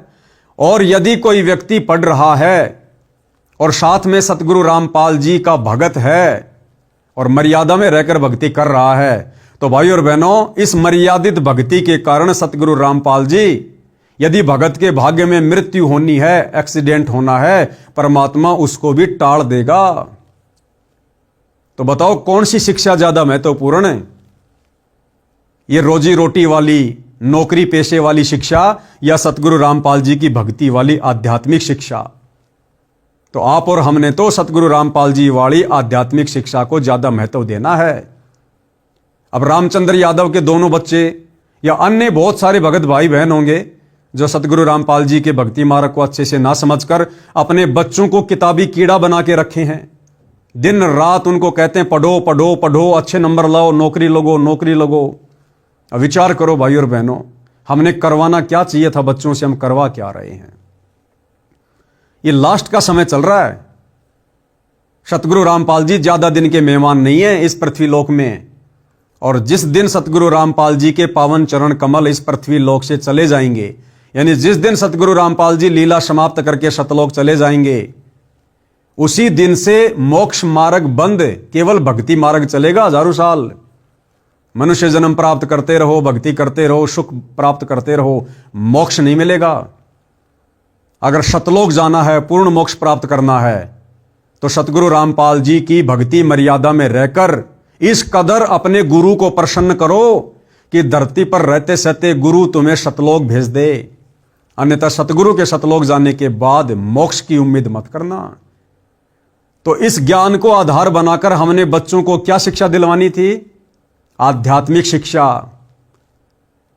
आज उन भगत भाई बहनों के बच्चे, जिन बच्चों को रोजी रोटी के मकसद से, नौकरी के मकसद से वो पढ़ा रहे हैं, बड़ी बड़ी स्कूलों में बड़ी बड़ी कोचिंग करवा रहे हैं, महंगी महंगी फीस दे रहे हैं। अब विचार करो भाई और बहनों, बच्चे क्या पढ़ रहे हैं? बच्चे क्या पढ़ रहे हैं वहां? 10-10, 12-12 घंटे उन कागज के टुकड़ों में अपनी आंखें काली कर रहे हैं। पानीपत की लड़ाई कब हुई, कुरुक्षेत्र की लड़ाई कब हुई, सोमनाथ का मंदिर किसने लूटा, अकबर कौन था, बीरबल कौन था, बाबर कौन था, कौन सी लड़ाई कौन से साल में लड़ी गई। अरे हमारे क्या काम आएंगी ये चीजें? 10-12 घंटे उन फालतू के टॉपिक के ऊपर हम अपने बच्चों का अनमोल समय और एक एक बेशकीमती श्वासें बर्बाद करवा रहे हैं। वो समय हमने परमात्मा की भक्ति में लगवाना है, परमात्मा की भक्ति में। आज आप अपने बच्चों को कह रहे हो बच्चों पढ़ो पढ़ो, और जितना ज्यादा बच्चे उन कागज के टुकड़ों में आंखें काली कर रहे हैं, आप बड़े प्रसन्न होते हैं। मेरा बेटा रोजाना 10 घंटे पढ़ता है, रात को जब आंख खुल जाती है तुरंत पढ़ने में लग जाता है। और भक्ति आप अपने बच्चे से 1 घंटे भी ढंग से नहीं करवा रहे, 1 घंटे भी, तो आप भी परमात्मा के दोषी बन रहे हैं। तो वही गलती यहां रामचंद्र जी ने की, और हमने शिक्षा यह लेनी है भाई और बहनों, हमने ये गलती नहीं करनी है। साध संगति से जुड़े सत्सेवक भाई बहन यदि अपने बच्चों को महंगे महंगी स्कूल में पढ़ा रहे हैं, यदि महंगी महंगी फीस भर रहे हैं, यदि नौकरी के मकसद से पढ़ा रहे हैं, तो भाई और बहनों आप सतगुरु रामपाल जी के भगत की श्रेणी में अभी तक नहीं हैं। अभी तक आपको सतगुरु रामपाल जी का ज्ञान समझ में नहीं आया है। जो पैसा हम व्यर्थ में एक नौकरी के मकसद से महंगी महंगी फीस भरने में व्यर्थ में गवा रहे हैं, अरे 10वां अंश अपने गुरु को दान करते समय तो हमारी जो है खोपड़ी में खुजली शुरू हो जाती है, और वहां लाखों रुपया साल का महीने का हम बर्बाद कर रहे हैं, जिस नौकरी की कोई गारंटी भी नहीं है। और सतगुरु कहते हैं बच्चों 1 रुपया दोगे 1000 गुना देगा परमात्मा, 1000 गुना करके। इसका मतलब अभी हम ज्ञान से पूर्णतया परिचित नहीं हैं। तो सत्सेवक भाई बहन इस बात का विशेष तौर पर ध्यान रखे, क्योंकि भाई और बहनों मैं पवन दास उतना ही बोलता हूं, वही बोलता हूं जो मेरे गुरुदेव के विधान में है और जिन बातों पर मैं पहले अमल करता हूं। मैंने अपने बड़े लड़के को केवल 10वीं तक पढ़ाया, छोटे लड़के को केवल 7वीं तक पढ़ाया, और मेरे भाई के 2 बच्चे मेरे साथ में रहते हैं। उनकी माताजी की मृत्यु के बाद दोनों बच्चे मुश्किल से 2री या 3री, बस इससे ज्यादा स्कूल में नहीं गए, और अच्छे से पढ़ते हैं, नित्य नियम करते हैं, कोई दिक्कत नहीं है। 12वीं कक्षा का बच्चा भी इतनी अच्छी हिंदी नहीं पढ़ता होगा जितनी अच्छी हिंदी बच्चे मेरे भाई के लड़के जो परमात्मा के भगत हैं, एक लड़का एक लड़की जो वर्तमान में पढ़ रहे हैं और परमात्मा की भक्ति कर रहे हैं, उन कागज के टुकड़ों में स्कूल कॉलेज में जाकर अपनी आंखें खराब नहीं कर रहे। अरे क्या बताया गुरुदेव ने हमें, कहता हूं कहीं जात हूं कहूं बजाकर ढोल। ये ढोल बजाने वाली बात क्यों कही परमात्मा ने वाणी में, कि मूर्ख किस्म के प्राणी मेरे सत्संगों को सीरियस नहीं लेते, हल्के में ले रहे हैं। इसलिए परमात्मा कहते हैं कहता हूं कहीं जात हूं कहूं बजाकर ढोल, कि मैं चिल्ला चिल्ला के कह रहा हूं, नादानो चीख चीख के कह रहा हूं। श्वास जो खाली जात है वो 3 लोक का मोल, एक मनुष्य श्वास और 3 लोक से कीमती, पृथ्वी लोक, पाताल लोक, स्वर्ग लोक, इन तीनों लोकों की संपत्ति से ज्यादा कीमती एक मनुष्य की श्वास है। अब सोचिए आप अपने बच्चों को उस नौकरी के लालच में आप कहां लेकर जा रहे हैं, कितना समय और श्वासें बर्बाद करवा रहे हैं। ये समय और श्वासें क्यों दिए थे परमात्मा ने? भक्ति के लिए। आगे चल के रोना पड़ेगा, पछताना पड़ेगा, गया हुआ समय फिर कभी लौटकर वापस नहीं आता। तो यह गलती भाई और बहनों साथ संगति से जुड़े भगत भाई बहनों ने बिल्कुल भी नहीं करनी है। 8वीं 10वीं से ज्यादा बच्चों को मत पढ़ाओ, नौकरी का मकसद अपने दिलो दिमाग से निकाल दो। आने वाले समय में नौकरियां नहीं है, ये तुम्हारी व्यर्थ की पढ़ाई व्यर्थ में जाएगी। ये तुम्हारी डिग्रियां जो आज तुम लेके खुश हो रहे हो, प्रसन्न हो रहे हो, ये डिग्रियां तुम लोगों ने आग के हवाले करनी पड़ेंगी, जलानी पड़ेंगी, फाड़नी पड़ेगी। आने वाला समय युग परिवर्तन 2028 के बाद संत रामपाल जी का है, और संत रामपाल जी के साम्राज्य में, संत रामपाल जी के भक्ति मार्ग में जब पूरे विश्व में केवल उन्हीं का साम्राज्य होगा, तो संत रामपाल जी के साम्राज्य में नौकरियां ये कागज की डिग्रियां देखकर, ये MA, BA, B.Ed, PhD की डिग्रियां देखकर नहीं मिलेंगी। सेवा मिलेगी भगत का आचरण देखकर, भगत का व्यवहार देखकर, भगत की मर्यादा देखकर, भगत का भक्ति धन देखकर। तो भैया आंखें खोलो। दास पहले भी 2-4 वीडियो बना चुका है इस फर्जी शिक्षा के ऊपर। ये जितनी आवश्यकता थी परमात्मा ने हमें दिलवा दी, और जितनी आवश्यकता है बच्चों को उतनी दिलाओ, ज्यादा आध्यात्मिक शिक्षा दिलवाओ। तो जो गलती यहां रामचंद्र जी कर रहे हैं, जिन बच्चों को पढ़ाने के चक्कर में उन्होंने अपनी गाड़ियां बेचनी पड़ी, और आज वो रामचंद्र अपने बच्चों की ढंग से फीस भी नहीं भर पाता होगा, क्योंकि इन्हीं सब बातों को लेकर कि सामान्य परिवार से है, काम धंधा इतना अच्छा है नहीं, बच्चे पढ़ रहे हैं दिल्ली में, रहने का, खाने का, लाखों का खर्चा लाए कहां से, उधार कोई कितने दिन देगा। तो इन्हीं सब बातों को लेकर धीरे धीरे मानसिक संतुलन बिगड़ना शुरू हो गया। ऊपर से साथ संगति छोड़ दी, गुरु को परमात्मा नहीं मानता, और अंत में क्या हुआ, काल का दाव लग गया। मेंटली डिस्टर्ब, लोगों को फोन पे धमकियां देने लगा, गालियां देने लगा। जबकि भाई और बहनों, रामचंद्र यादव तो भगत है। अरे इस प्रकार से गालियां तो कोई आम समाज का व्यक्ति भी नहीं देता। वही व्यक्ति दे सकता है जो या तो मेंटली डिस्टर्ब हो, या बहुत बड़ा कोई बदमाश हो, कोई गैंगस्टर हो, जिसका कोई शवारत हो, जिसका यह धंधा हो लोगों को डरा के धमका के अपना पेट भरना। तो रामचंद्र यादव जी किस कैटेगरी के इंसान हैं आप जी देख सकते हैं। इन्हीं बच्चों की मोटी मोटी फीस भरने के चलते, व्यर्थ में, बिना ज्ञान के, और धीरे धीरे मेंटली डिस्टर्ब, और संत रामपाल जी का भगत होने के बावजूद भगत के मुख से तो सत साहिब निकलना चाहिए, जय बंदी छोड़ के निकलनी चाहिए। परमात्मा कहते हैं जग में बैरी कोई नहीं, जो मन शीतल होए, या आपा को डार दे, दया करे सब कोई। परमात्मा तो हमें यह शिक्षा देते हैं। फिर ये गाली निकालने की आदत कहां से लगी? क्योंकि गुरुदेव की मर्यादा में नहीं है ना। बच्चों को नौकरी के मकसद से पढ़ाना, इतना ज्यादा पैसा खर्च करना, व्यर्थ करना, तो सतगुरु फिर भगत के ऊपर दया नहीं बख्शता। और उसी के चलते मेंटली डिस्टर्ब, और फिर लोगों को गालियां निकालना, और उन्हीं गालियों को निकालने के चलते मर्यादा टूटना। और आज देख लीजिए कहां बैठे हैं, वो जेल में बैठे हुए हैं। और आने वाले इतिहास में भगत समाज के सामने मुंह दिखाने के लायक नहीं। आने वाले समय में पता चलेगा कि रामचंद्र यादव जेल क्यों गया था, सतगुरु की सेवा में गया था या किसी और कारण से गया था। तो पता चलेगा कि मां बहन की गालियां निकालता था। क्या इज्जत रहेगी? क्या उसके बच्चों की इज्जत रहेगी? और रामचंद्र यादव के बच्चे बड़े बड़े हैं, लगभग 18-20 वर्ष के, एक लड़का एक लड़की। अब आप खुद ही विचार करो, एक तरफ तो रामचंद्र यादव अपने बच्चों को उच्च शिक्षा दे रहा है, लेकिन संस्कार, अरे संस्कार के बिना शिक्षा क्या काम की? और सरेआम रामचंद्र यादव सोशल मीडिया पर, अपने फेसबुक आईडी पर ऑडियो डाल रहा है मां बहन की गालियों वाली। क्या उसकी लड़की मोबाइल नहीं रखती होगी?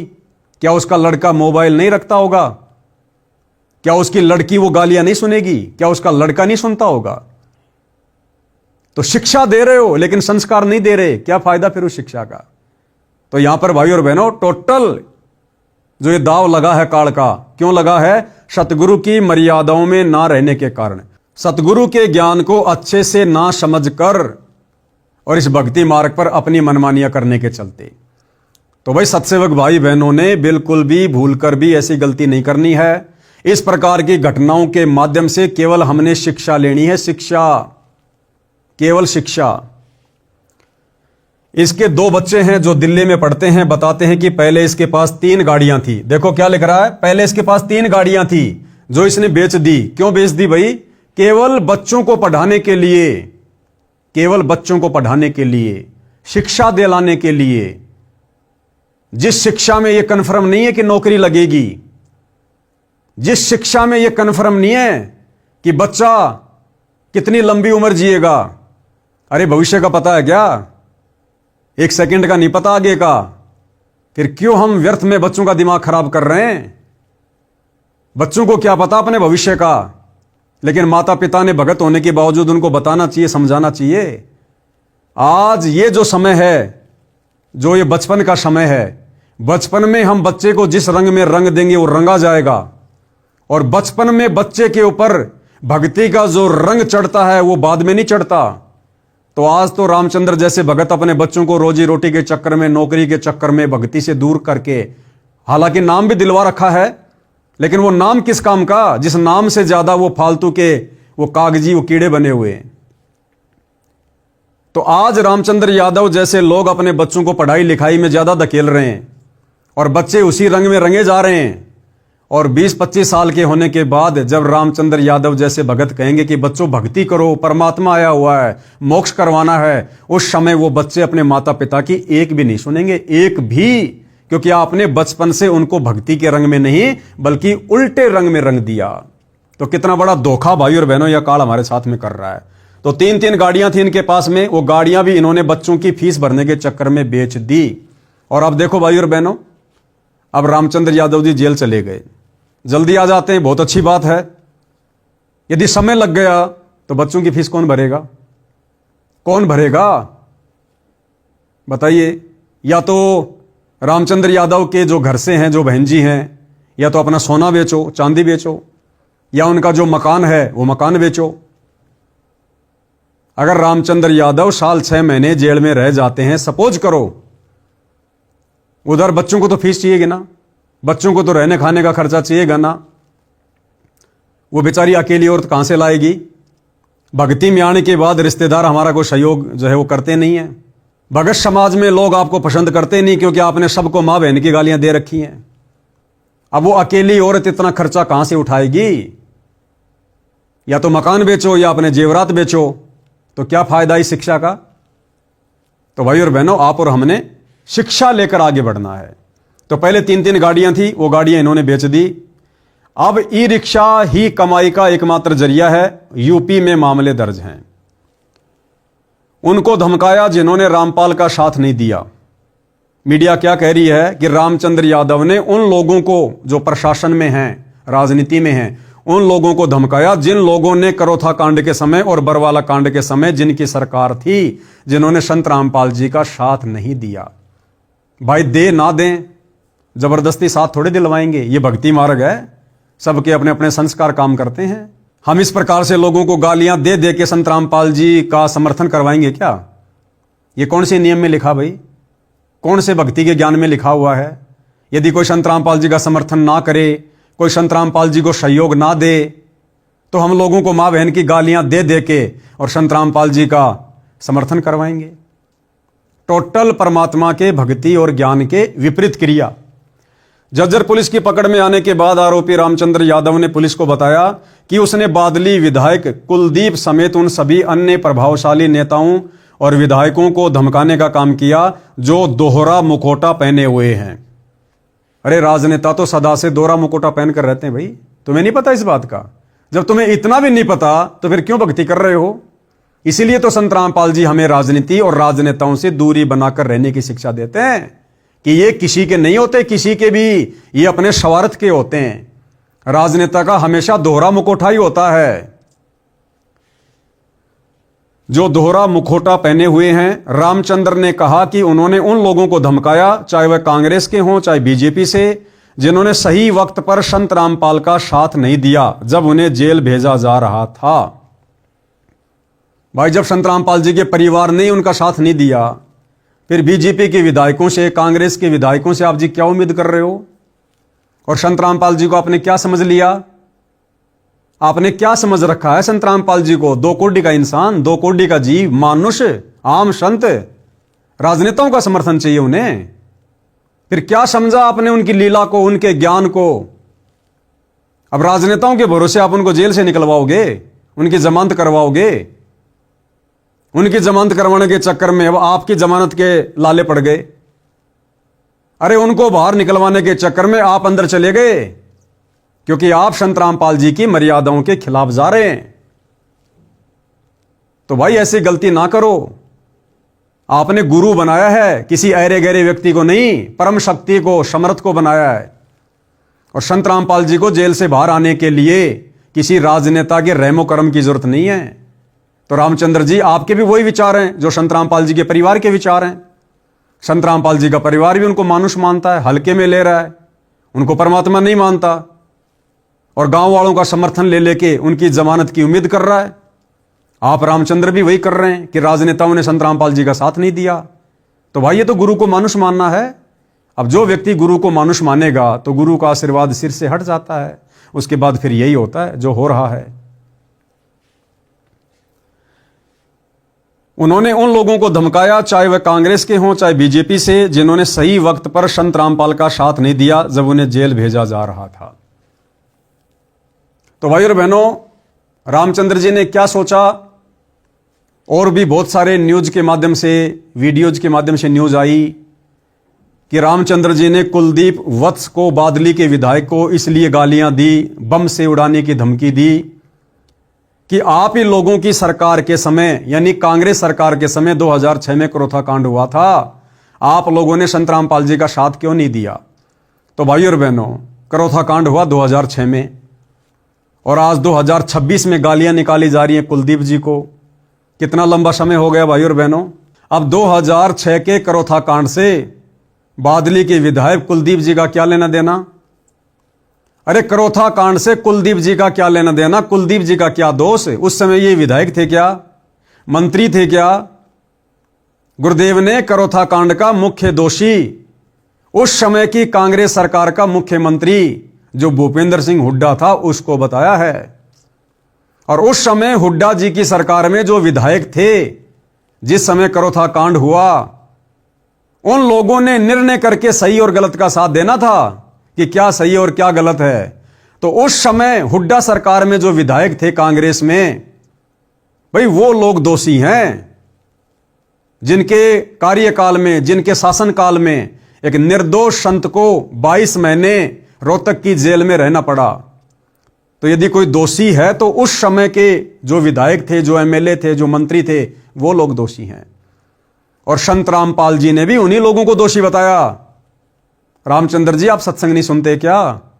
संत रामपाल जी ने भूपेंद्र सिंह हुड्डा को मुख्य दोषी बताया। एक छोटा सा सत्संग आपको सुना देता हूं, क्या कह रहे हैं गुरुदेव भगवान, सुनिए। हम आज भी यही प्रार्थना करते हैं कि एक बार सीबीआई से जांच करा दो। ये मुख्यमंत्री तक अंदर होंगे उस दिन, जिस दिन सीबीआई से जांच हो जाएगी।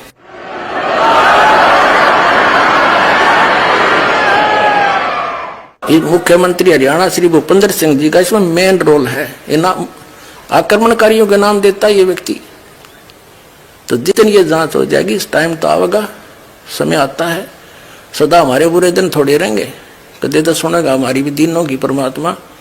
तो बताइए भाई और बहनों, कुलदीप वत्स, जिसका ना कोई करोथा कांड से लेना देना, ना उस समय वो विधायक था, उन्हें बेवजह गाली देने का कोई मतलब रामचंद्र जी के द्वारा नहीं निकला। और रामचंद्र जी ने मंदबुद्धिता दिखाई, बेबुद्धि वाला काम किया भगत होने के बावजूद। और क्या हुआ? वही हुआ जो परमेश्वर अपनी वाणी में हमें बताते हैं, लेकिन हम मानते नहीं। गुरुदेव भगवान कहते हैं, बिन सोचे समझे जो करे पाछे सो पछताए, और काम बिगाड़े आपना जग में होत हसाए। यानी खुद भी कष्ट उठाएगा और जगत में बदनामी का कारण भी बनेगा। तो रामचंद्र जी ने जेल जाकर खुद भी ये आफत मोल ली, अपनी बेइज्जती करवाई, अपनी बदनामी करवाई, और साथ साथ अपने गुरुदेव भगवान की भी बदनामी करवाई, उनको भी निंदा का पात्र बनाया कि ये हैं संत रामपाल जी के परम भगत, ये हैं संत रामपाल जी के भगत। ऐसा समाज तैयार कर रहे हैं संत रामपाल जी। तो व्यर्थ में बदनामी संत रामपाल जी की। दोषी कौन हुआ? रामचंद्र यादव। तो भाई और बहनों, आप और हमने इस प्रकार की घटनाओं से शिक्षा लेनी है। देखो, ये भक्ति मार्ग पक्ष और विपक्ष से दूर निष्पक्षता का है। गुरुदेव क्या कहते हैं हमें कि पक्षा पक्षी के कारण सब जग रहा भुलान। पक्षा पक्षी यानी पक्ष और विपक्ष के चक्कर में पड़कर पूरा संसार एक दूसरे का दुश्मन बना हुआ है, राग द्वेष ईर्ष्या में सड़ रहा है। लेकिन भगत के लिए परमात्मा गुरुदेव भगवान हमें क्या शिक्षा दे रहे हैं कि पक्षा पक्षी के कारण सब जग रहा भुलान, निष्पक्ष होके हरि भजय वो है संत सुजान। अगर रामचंद्र यादव जी ने अपने गुरु को परमात्मा मान लिया हृदय से, शतलोक आश्रम कमेटी की तरह जुबान से भगवान कहने से, परमात्मा कहने से बात नहीं बनती। मकान के आगे पोस्टर लगा देना कि इस घर में कोई बीड़ी गुटखा वाला अंदर प्रवेश ना करे, इससे बहुत बड़ा कोई भगत साबित नहीं हो जाता है। अपनी गाड़ी में, अपनी ई रिक्शा में किसी बीड़ी सिगरेट पीने वाले को बैठने नहीं देना, इससे बहुत बड़ा कोई भगत साबित नहीं हो जाता है। हजारों शतलोक आश्रम से जुड़े भक्तों के घरों के बाहर भी इस प्रकार के पोस्टर आपको मिल जाएंगे। लेकिन आज वो लोग क्या कर रहे हैं? वो खुद ही मर्यादा में नहीं है, बात बात पर राजनीति करके अपने गुरु को दुखी कर रहे हैं।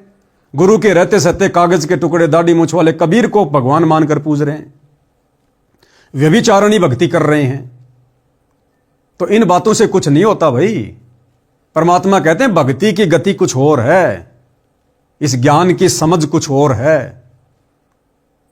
तो रामचंद्र यादव जी हो चाहे कोई भी हो, भाई और बहनों, इस भक्ति मार्ग में परमात्मा की वाणी के अनुसार हमने चलना है कि पक्षा पक्षी के कारण सब जग रहा भुलान, निष्पक्ष होके हरि भजय वो संत सुजान। भगत ने हमेशा हर किसी के साथ निष्पक्षता वाला रवैया अपनाना है। परमात्मा कहते हैं कबीर खड़ा बाजार में मांगे सबकी खैर, ना कहूं से दोस्ती ना कहूं से बैर। तो हमने यहां पर राग द्वेष ईर्ष्या नहीं पालनी है, किसी को अपना मित्र या किसी को अपना शत्रु नहीं समझना है। चाहे किसी कांग्रेस की विधायक की गलती हो करौथा कांड में, या किसी बीजेपी के विधायक की गलती हो बरवाला कांड में, भाई इन बातों का निर्णय परिणाम आने वाले समय में हो जाएगा। परमात्मा धरती पर है, जिसकी जैसी भूमिका, चाहे भगत हो, चाहे संत रामपाल जी के परिवार का सदस्य हो, चाहे कोई राजनेता हो, जिस व्यक्ति की जैसी भूमिका करौथा कांड में या बरवाला कांड में है, उस व्यक्ति को समय आने पर परमात्मा के भक्ति विधान के अनुसार ऑटोमेटिक फल मिलेगा। हम केवल लोगों को प्यार प्रेम से समझा सकते हैं, बता सकते हैं कि अभी भी समय है, अपनी गलतियों में सुधार कर लो, परम संत से माफी मांग लो, भक्ति पे लग जाओ। हम केवल इतना ही संदेशा दे सकते हैं। और क्या क्या आपने फायदा ले लिया? आप रामचंद्र जी, जब आपको झज्जर के थाने में लेकर आया गया, आपने सफाई देते हुए क्या कहा कि मेरा मकसद गाली निकालने का यह था कि लोगों का ध्यान बरवाला कांड जैसी, करौथा कांड जैसी घटना के प्रति हो। तो यह तरीका है क्या? लोगों को गालियां दे दे के हम बरवाला कांड की तरफ उनका ध्यान आकर्षित करेंगे क्या? मान लो आपने ध्यान तो आकर्षित कर दिया, लेकिन गालियां निकालकर खुद अपनी मर्यादा तोड़ दी, तो खुद का तो आत्म कल्याण हुआ ही नहीं, फिर दुनिया को जगाने का क्या फायदा? और यह परमात्मा के कौन से विधान में है? अगर गाली निकालने से आप रामचंद्र जी के अनुसार दुनिया का ध्यान बरवाला कांड की तरफ आकर्षित होगा, तो फिर 2-4 का मर्डर कर दो ना। अरे यूपी में तो बड़ी आसानी से बंदूकें मिल जाती हैं, देसी कट्टे मिल जाते हैं, हम देखते हैं आए दिन अखबारों में। तो लेके कोई देसी कट्टा आप रामचंद्र जी, आप जी के विचारों के अनुसार 2-4 लोगों को मार दो। अगर गाली निकालने से लोगों का ध्यान बरवाला कांड की तरफ आकर्षित होगा, तो 2-4 का मर्डर कर देने से तो बहुत जल्दी आकर्षित होगा। लेकिन आपको भी अच्छे से पता है कि क्या करने से होगा और क्या करने से नहीं होगा। तो आपने जो भी कुछ किया रामचंद्र जी, ये आपने काल प्रेरणा से किया, क्योंकि आप जी मर्यादा में नहीं हैं। अभी भी समय है। हम साथ संगति से जुड़े भाई बहन आपसे प्रार्थना करेंगे, यदि ये वीडियो आपके परिवार वाले देख रहे हैं, तो जेल में जब वो आपकी मिलाई पर जाएं, तो आप जी को संदेशा दे सकते हैं, यदि उचित समझें तो। भाई हम मोक्ष प्राप्ति के लिए संत रामपाल जी से जुड़े हैं, दुनिया को डराने के लिए, धमकाने के लिए नहीं जुड़े। और ना ये तरीके संत रामपाल जी के भक्ति मार्ग में जायज हैं। तो विनती करेंगे अभी भी सतगुरु रामपाल जी से, अपने द्वारा किए गए भक्ति विरुद्ध कार्यों की हृदय से क्षमा याचना मांगे, और आगे से भाई एक भगत बनने की दिशा में 2 कदम आगे बढ़ाओ। भगत बनने की दिशा में अपने ऊपर दाग ना लगवाओ। इतिहास बन रहा है, इतिहास। और सतगुरु रामपाल जी इस प्रकार के कुकृत्यों से प्रसन्न नहीं होते। ये समर्थ हैं, सतगुरु हैं, अपने हिसाब से गए हैं। संत अगर जेल में गया है, अगर सामान्य संत है तो छोड़ दो, फिर क्यों भक्ति कर रहे हो? और तुम्हें लगता है कि मेरा गुरु भगवान है, तो जेल में जाने का फिर कोई मकसद होगा ना? अपने हिसाब से आएगा ना, फिर जो कार्य कर रहा है फिर अपने हिसाब से करेगा ना। फिर हम क्यों उनकी लीला में, उनके मिशन में बीच में टांग अड़ा रहे हैं? हम वो करें जितना उन्होंने हमें शिक्षा दी है, दीक्षा दी है, समझाया है। जिस अज्ञान और पाखंड को समाप्त करने के लिए गुरुदेव ने जो बीड़ा उठाया है, जो संघर्ष उन्होंने किया है, हम उनके पद चिन्हों पर चलते हुए वो कार्य करें, उनका ज्ञान प्रचार करें, भ्रमित भगत समाज को ज्ञान के आधार से सीधे रास्ते लाएं, समझाएं। हमने ये कार्य करना चाहिए। तो भाई और बहनों, ध्यान रखना, ये सतगुरु रामपाल जी का निष्पक्ष भक्ति मार्ग है। यहां सतगुरु रामपाल जी भी अपने उस भगत का साथ छोड़ देते हैं जो भगत उनकी मर्यादाओं से हटकर और इस भक्ति मार्ग पर चलने का जो प्रयास करेगा। तो किसी भी प्रकार से आप और हमने निकट भविष्य में गलतियां नहीं करनी है। जो गलतियां आए दिन काल प्रेरणा से मर्यादा तोड़कर सतगुरु रामपाल जी के बेटा बेटी भाई बंधु रिश्तेदार कर रहे हैं, सतलोक आश्रम कमेटी कर रही है, और रामचंद्र जी जैसे भगत कर रहे हैं। बाकी कानपुर वाले रामचंद्र जी से मेरा पवन दास का या किसी भी साथ संगति से जुड़े भाई बहन का किसी भी प्रकार का कोई मनमुटाव नहीं है।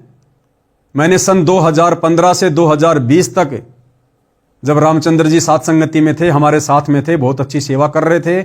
उसके बाद जब से उन्होंने साथ संगति को छोड़ा है, तब से आप जी देख रहे हैं उनके व्यवहार में, उनके आचरण में कैसा परिवर्तन आ गया।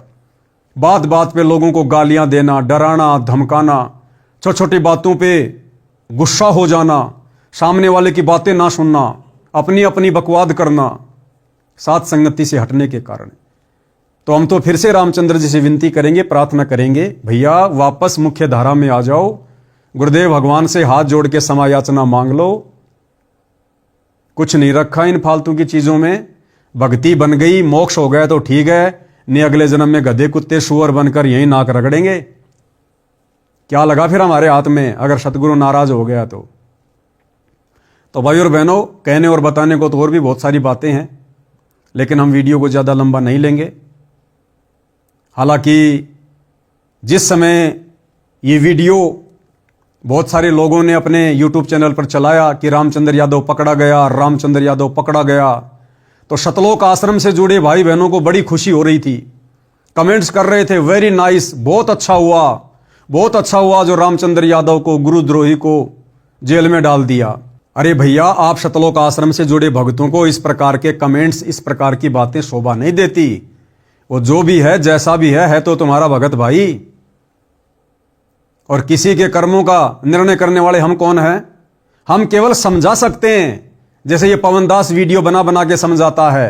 भक्ति विरुद्ध कर्म करने वाले सतलोक आश्रम वालों को, संत रामपाल जी के परिवार वालों को, उस परिवार के पीछे अंधी होकर चल रही आप जैसी संगत को हम केवल समझा सकते हैं। भाई, हमें खुशी नहीं होनी चाहिए रामचंद्र जेल में चला जाए, या कल को कोई गुरुजी का परिवार का सदस्य चला जाए या मर जाए, तो हमने खुशी जाहिर नहीं करनी है। अगर हमने खुशी जाहिर की, हम परमात्मा के दोषी बनेंगे। हमने केवल समझाना है, परमात्मा के विधान में रहकर, मर्यादाओं में रहकर। बाकी जो जैसा कर्म करेगा समय आने पर अपना भोगेगा। तो रामचंद्र के जेल जाने से सतलोक आश्रम से जुड़े भाई बहनों को खुशी नहीं होनी चाहिए। विचार करना चाहिए कि हे परमात्मा, कल को हमसे कोई ऐसी गलती ना हो जाए, हे परमात्मा हमसे कोई ऐसी मर्यादा ना टूट जाए जिस कारण से काल रामचंद्र जी की तरह हमारे सिर पर बैठ जाए और हमसे भी कोई गलती करवा दे, किसी को गालियां निकलवा दे, किसी को धमकी दिलवा दे, और हम भी अपनी भक्ति का सत्यानाश कर बैठें और व्यर्थ में आपकी निंदा का भी हम कारण बने। तो परमात्मा से डर के विनती करनी चाहिए, उसके जेल जाने से खुशी नहीं होनी चाहिए। और बार बार जो कह रहे हो ना कि गाली निकालने वाले को तो जेल होनी चाहिए, जेल होनी चाहिए, तो एक नजर सतलोक आश्रम वालों के ऊपर भी लगा के देख लो। अगर किसी को मां बहन की गालियां देने वाले को जेल होनी चाहिए, तो एक नजर संत रामपाल जी के परिवार पर भी दौड़ा के देख लो। मुझ पवन दास को किस किस प्रकार की मां बहन की भद्दी भद्दी गालियां जो रामचंद्र जी दे रहा था उस विधायक को, वो गालियां संत रामपाल जी के परिवार ने दी हैं, सतलोक आश्रम के कोऑर्डिनेटरों ने दी है। सुना देता हूं आपको एक बार, अगर आप लोग आंख और कान से जो है अंधे और बहरे हो चुके हैं सतलोक आश्रम से जुड़े भाई बहन, तो आपको थोड़ा सा अतीत में लेके जाता हूं। पहले आपको सुनाता हूं उत्तर प्रदेश का स्टेट कोऑर्डिनेटर संजीव हुड्डा और इसी रामचंद्र यादव को किस प्रकार से मां बहन की गालियां देता है। रामचंद्र यादव को कहता है रंडे का बीज। ये शोभा देता है क्या एक सारनामी व्यक्ति को, संत रामपाल जी के एक भगत को, उत्तर प्रदेश के स्टेट कोऑर्डिनेटर संजीव हुड्डा को, जो कई वर्षों से भक्ति कर रहा है, जिसको सारनाम प्राप्त है, जो पूरे उत्तर प्रदेश की संगत को हैंडल कर रहा है, उस व्यक्ति को शोभा देता है किसी को रंडी का बीज कहना। और ना जाने क्या क्या कह रहा है, तेरे पिछवाड़े में ये कर दूंगा, वो कर दूंगा, तेरे को मैं मुर्गा बना के ये कर दूंगा। तो सुन लो भाई सतलोक आश्रम से जुड़े भाई बहनों, अगर किसी को मां बहन की गाली देने वाले को जेल होनी चाहिए, और रामचंद्र जी की जेल से यदि आप इस प्रकार से खुश हैं, तो भाई फिर आपने संजीव हुड्डा को भी जेल में भेजने की तैयारी करनी चाहिए। उसको फोन करना चाहिए कि तू नालायक आदमी है, गाली निकालना अच्छी बात नहीं है, गाली निकालने वाले को जेल होनी चाहिए। तो एक बार संजीव हुड्डा जी की ये ऑडियो सुन लीजिएगा। हेलो, संजीव हुड्डा जी साहब। कौन हो भाई? कानपुर से रामचंद्र दास। हाँ सुना भाई। 18 तारीख को लखनऊ में क्या कर रहे हैं भगत जी? क्या करना है? क्या करना है? हाँ मैसेज पूरे देश में डाला तो बताइए ना 18 तारीख को आप क्या कर रहे हो भगत जी। यूपी के स्टेट कोऑर्डिनेटर हो तो आप जवाब दो ना भगत जी। भक्तों को देते हैं भाई जवाब। अरे भक्तों को देते हैं। रामचंद्र सुधर जा, कुछ नहीं रखे इंतजाम। अरे आप हम सुधरे या ना सुधरे, आप इसका जवाब दो हाँ। कि आप 18 नवंबर को अरे क्या कर रहे हो सुधार। लखनऊ में। अरे मैं सुधार दूंगा ना फिर। अरे मान जा। तुम क्यों सुधारने क्यों नहीं आ रहे हो, आ जाओ ना सुधारने के लिए। अरे मान जा, रामचंद्र कुछ नहीं रखा। दास कभी नहीं मानेगा, तुम्हारे जैसे गद्दारों से हाँ? संपर्क करता रहेगा। और आप जवाब दो ना, दुनिया की बातें छोड़ो, आप ये जवाब दो 18 नवंबर को लखनऊ में क्या कर रहे हो संजीव हुड्डा जी। ये धमकियां देना छोड़ दो। अरे फालतू बकवास मत ना अब करे, 18 मान जा। नवंबर को क्या कर रहे हो तुम लखनऊ में, ये पहले बताओ ना भगत जी। फालतू बकवास छोड़ो। अरे मान जा रामजादे, मान जा। अरे नहीं मानूंगा, तुम जैसे लोगों को हाँ? नहीं मानूंगा। ये गालियां तुम देते रहो। पूरा मैं डंडा दे दूंगा 18 नवंबर को तुम क्या कर रहे हो ये पहले बताओ संजीव हुड्डा जी, यूपी स्टेट कोऑर्डिनेटर। ये गालियां देना बंद कर। अरे मैं गाड़ी का मुर्गा बना कर मरूंगा रोड पर, ध्यान अरे रखिए इस 18 बात नवंबर का। को तो लखनऊ में क्या कर रहा है, तुम क्या अरे मुर्गा तेरे- बनाओगे। तुम तो कानपुर नहीं तेरा आओगे मुर्गा- दिखाने। तेरा मुर्गा बना कर मारूंगा, ध्यान रखिए इस बात का। अरे ठीक है। रामपाल जी महाराज के वास्तव में शिष्य हो। ध्यान रखिए, सुन तेरा लो। बहुत नुकसान कर ली, तेरा बहुत बकवास कर ली है। संजीव हुड्डा जी अगर अरे वास्तव तुम बहुत, अरे साले का कान पर मारूंगा, रामजादा बकवास करे।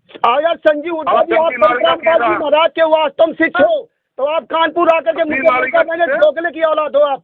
साले रंडी के बीच अरे रामजादे। बहुत यही परमात्मा ने ज्ञान दिया ना, यही परमात्मा ने ज्ञान दिया है संजीव हुड्डा जी। इतने यूपी के कितने बाप है तेरे?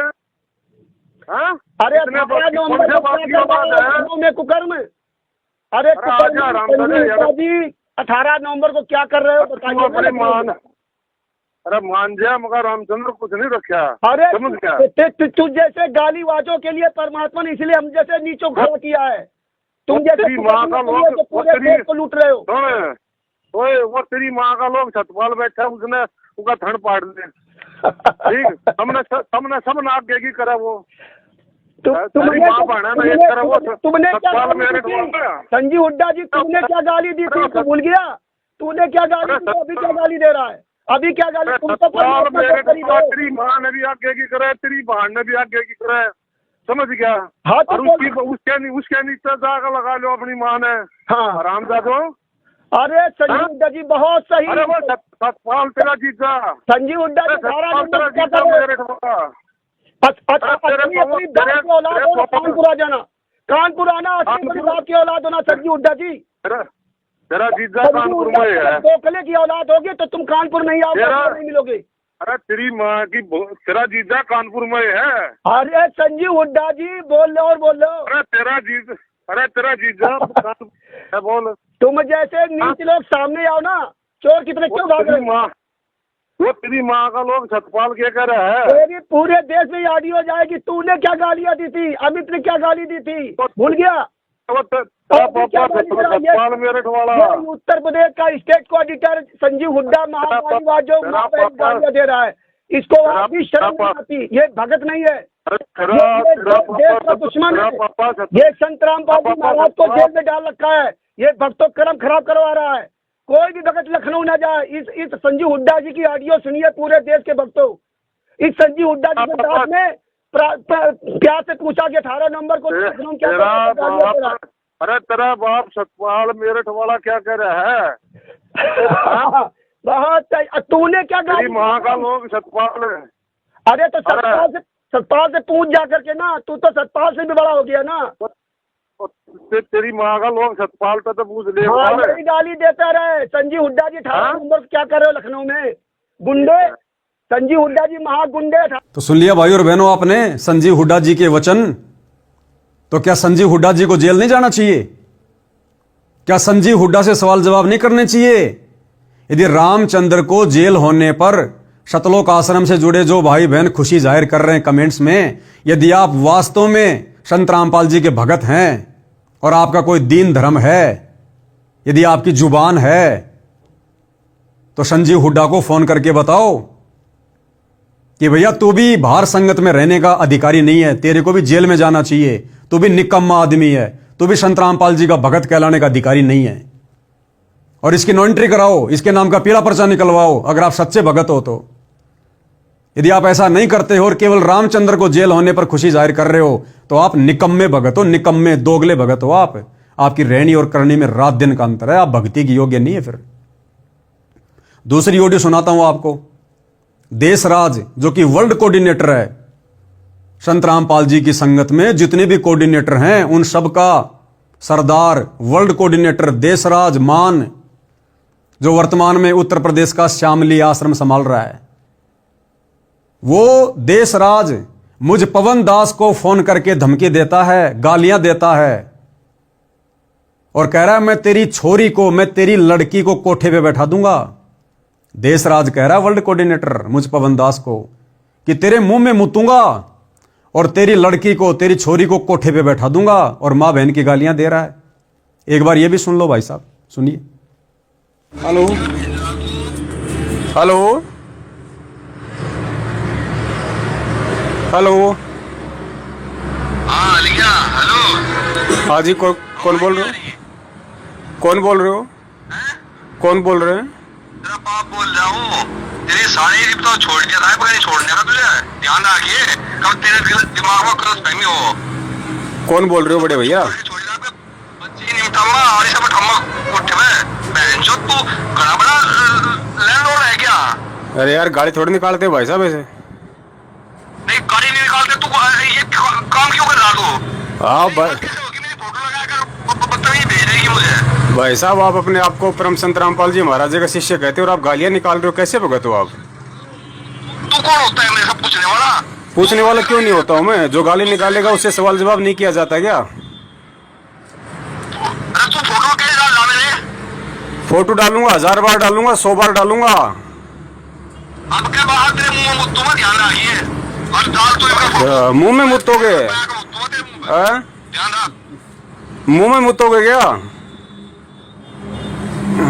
कौन है वो दिखे?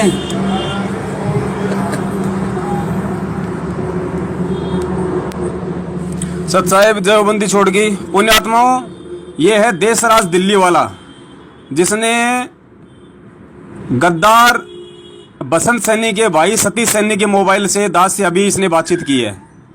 अब आप देख लो पुण्यात्माओं, किस तरीके के लोग हैं ये, कैसे ये भगत हैं, और हम लोग इन्हीं लोगों के चक्करों में फंस के आज अपने परमात्मा को जो है, चलो वो ऐसे करेंगे इसको। तो सुन लिया भाई और बहनों। अब यदि आप लोग जो रामचंद्र जी को जेल होने पर खुशी जाहिर कर रहे हैं कमेंट्स में, अगर आप सच में संत रामपाल जी के सच्चे भगत हैं, यदि आपका कोई दीन धर्म है, तो इस देशराज को क्या कहोगे आप? है तुम्हारी हिम्मत इसको फोन करके बोलने की कि तू निकम्मा आदमी है, तू भी रामचंद्र जैसा ही है तुम्हारी हिम्मत बोलने की? किसी की हिम्मत नहीं है तुम सतलोक आश्रमों से जुड़े भक्तों की हिम्मत, जो संत रामपाल जी के परिवार को कह के देशराज के नाम का पीला पर्चा निकलवा दो, देशराज की नो एंट्री करवा दो, देशराज को गुरुद्रोही घोषित करवा दो कि ऐसा व्यक्ति किसी आश्रम का संचालन करने का अधिकारी नहीं हो सकता, ऐसा व्यक्ति वर्ल्ड कोऑर्डिनेटर की पोस्ट पर रहने का अधिकारी नहीं हो सकता। लेकिन तुम्हारी हिम्मत नहीं है, क्योंकि आप लोग राग द्वेष ईर्ष्या में सड़ रहे हो, राग द्वेष ईर्ष्या में, जो इस भक्ति मार्ग में नहीं चलता है। आगे सुनाता हूं आपको। संत रामपाल जी के परिवार का मुख्य व्यक्ति, संत रामपाल जी के भाई महेंद्र का लड़का अमित, यानी संत रामपाल जी का सगा भतीजा अमित, और कैसे मुझ पवन दास को मां बहन की गालियां दे रहा है। एक बार सुन लो, सुनिएगा। सत साहिब हेलो, पवन जी बोल रहे हो क्या? हाँ जी भगत जी बोल रहे हैं। आप कौन? आप क्या चाहते हो? कौन बोल रहे हो जी? आप क्या चाहते हो? आप कौन बोल रहे हो भगत जी? मैं भी तो भगत जी बोल रहा हूँ, महेंद्र जी का लड़का। अमित भगत जी महेंद्र जी के लड़के? हाँ जी भगत जी बोलिए। हाँ, क्या चाहते हो आप? मतलब नहीं भगत जी, ऐसा तो कोई मकसद नहीं है दास का। दास का मकसद दिख रहा है साहब, बोला ऐसे प्रोग्राम करने के क्या फायदे हैं? 5 आदमी जाने तो ये कि फंड है। भाई जो लिखा है वो तो जो मेरे विचार थे भगत जी, अपने अमल की जो अमल की नहीं। आप क्यों मैसेज डाल रहे हो? आप तो मतलब किसने थोड़ी देर रहेगी आपको मैसेज डालने की? नहीं तो वो नहीं, मतलब वो गलत क्या है उसमें, आप हमारे को ये बता दीजिए। हैं भगत जी उसके अंदर जो अमल की गलत क्या लिखा है? गलत क्या होता ही क्या है इसके अंदर जी? दास वहाँ पे गया, दास को जो कुछ नजर आया वो दास ने जो अमल की डाल दिया उस पे। बात सुने तो सुन रहा हूँ भगत जी, मैं तो आ रही आवाज। तो कोई साल का बाद अभी दिल्ली, मुझे पता दिल्ली तो अभी। हाँ मैं दिल्ली हूँ, ये तो मैंने कुलदीप जी को कहा ही है, बल्कि 2 दिन पहले हुई मेरी बात, भाई मैं दिल्ली रुक गया यहाँ पे। मेरी बात सुने, मेरी बात सुने ध्यानपूर्वक। तू है नहीं, तू अपने कर्म बिगाड़ रहा है, जितना बिगाड़ उतने बिगाड़ ले। ये तो भगत जी बंदी छोड़ बोल सकते हैं, को इतना दिमाग कहाँ है कि उसको ये मालूम पड़ जाए कि फला आदमी जो है अपने वो कर्म बिगाड़ रहा है। भोसड़ी के तेरे की न बहन से, तेरे किसने कह दिया मेरी सासू के? अब तेरे तो मतलब बहन से तू जो बोल लगा वही बोल लगा तू है। क्या बात है, तेरी नाश्ता तोड़ूंगा। बड़ी अच्छी आवाजें हैं भगत जी, मतलब लता मंगेशकर भी आवाज नहीं सुनी, दास ने कभी जिंदगी। तो सुन लिया भाई और बहनों आपने किस प्रकार की भद्दी भद्दी गालियां, जो भद्दी भद्दी गालियां रामचंद्र देता है वही गालियां ये सतगुरु रामपाल जी का सगा भतीजा, महेंद्र का सगा लड़का अमित मुझ पवन दास को दे रहा है। अब क्या कहोगे? है तुम्हारी हिम्मत इन लोगों से सवाल जवाब करने की? तुम सतलोक आश्रम से जुड़े भगत केवल संत रामपाल जी के परिवार के चरण चाट सकते हो, तुम गुलामी कर सकते हो, क्योंकि ये तुम्हारी खानदानी आदत है। पहले तुम्हारे बाप दादाओं ने मुगलों की गुलामी की, फिर अंग्रेजों की और अब वर्तमान में तुम सतलोक आश्रम वालों की कर रहे हो। अगर है तुम्हारे अंदर हिम्मत तो बोलिएगा संत रामपाल जी के परिवार को, महेंद्र जी को फोन करके बताओ कि महेंद्र जी आपके लड़का ये क्या कर रहा है, ऐसी ऐसी गाली आपका लड़का सारनाम लेने के बाद और अपने भगत भाइयों को दे रहा है, ये शोभा दे रहा है, ये इसकी नो एंट्री करो। है तुम्हारी हिम्मत? 100 में भी नहीं बोल सकते तुम, डरे हुए लोग। और सुनाता हूं आपको, संत रामपाल जी के ही परिवार में संत रामपाल जी के चाचा का लड़का सुरेश धनाना वाला, जानते हो सुरेश धनाना वाला कौन है? संत रामपाल जी ने जो पुस्तक लिखी है ना भक्ति और भगवान, और जिसमें एक जगह इंटरव्यू है कि वो एक लड़का जो अपने घर के पास में किसी मिस्त्री को बुलाने गया था, छत पर गया, 11,000 वोल्ट की लाइट ने उसके सर को छू लिया, घाव हो गया। संत रामपाल जी सूक्ष्म रूप से आए, उसको बिजली के तारों से बचाया। उस लड़के का बाप है ये सुरेश, उस लड़के का पिता का नाम है सुरेश धनाना वाला, जो संत रामपाल जी के चाचा का लड़का है, यानी संत रामपाल जी का भाई। वो सुरेश मुझ पवन दास को क्या कह रहा है? रामचंद्र जैसी ही मां बहन की भद्दी भद्दी गालियां दे रहा है। सुन लो एक बार। हाँ जी, कौन बोल रहे हैं भाई जी? भगत जी राजस्थान से बोल रहा हूँ बड़े भाई। राजस्थान से, क्या नाम है भाई जी आपका? पवन दास। पवन दास जी। हाँ जी। मैंने मैसेज भेजा, तेरे किससे बात हुई है? भगत जी आज का अखबार पढ़ो ना, दैनिक जागरण हरियाणा का। मैं तेरी माँ की चूत पहले अभी मैसेज आज के बाद तेरा 25 गुरुजी तो मैं लाई करके आया हूँ, यार खड़ा हूँ मैं, गुरुजी का भाई हूँ, समझ गया? कौन गुरुजी का भाई है? सुरेश दास बोल रहे हैं। अरे कौन भाई है गुरुजी का? बड़े भाई हमने तो खाली एक नाम सुना था, कोई महेंद्र दास नाम का है। आप कौन भाई आ गए? और मैं भाई हूँ उनका, छोटा लड़का। और मैं महेंद्र को मैं जानता नहीं। क्या नाम है आपका? नाम बताइए। सुरेश दास है मेरा, सुरेश दास है बड़े भाई। नाम 283 बड़ा कहानी लिखी हो रहे, ठीक है? अच्छा, ये भ्रमित करने की सारे गाइड पर हाथ मारूंगा, ये भ्रमित करे तो किसका मैसेज आया? कौन का मंत्र का मैसेज आया? दूतिया पंथी। बड़े भाई हमने तो कभी सुना नहीं। अभी जैसे वो AP सिंह वकील जी तो बोल रहे हैं ये बात। गुरुद्रोही, मादर चौथ, गुरुद्रोही हो तुम। आपने गुरु जी को गुरुद्रोही कर रखा है। आज भी मैं मिलाई कर करे था 2 नंबर दिया लगा कर तेरा फूफाई मैसेज पढ़ा, मैंने फोन आया है, ठीक है?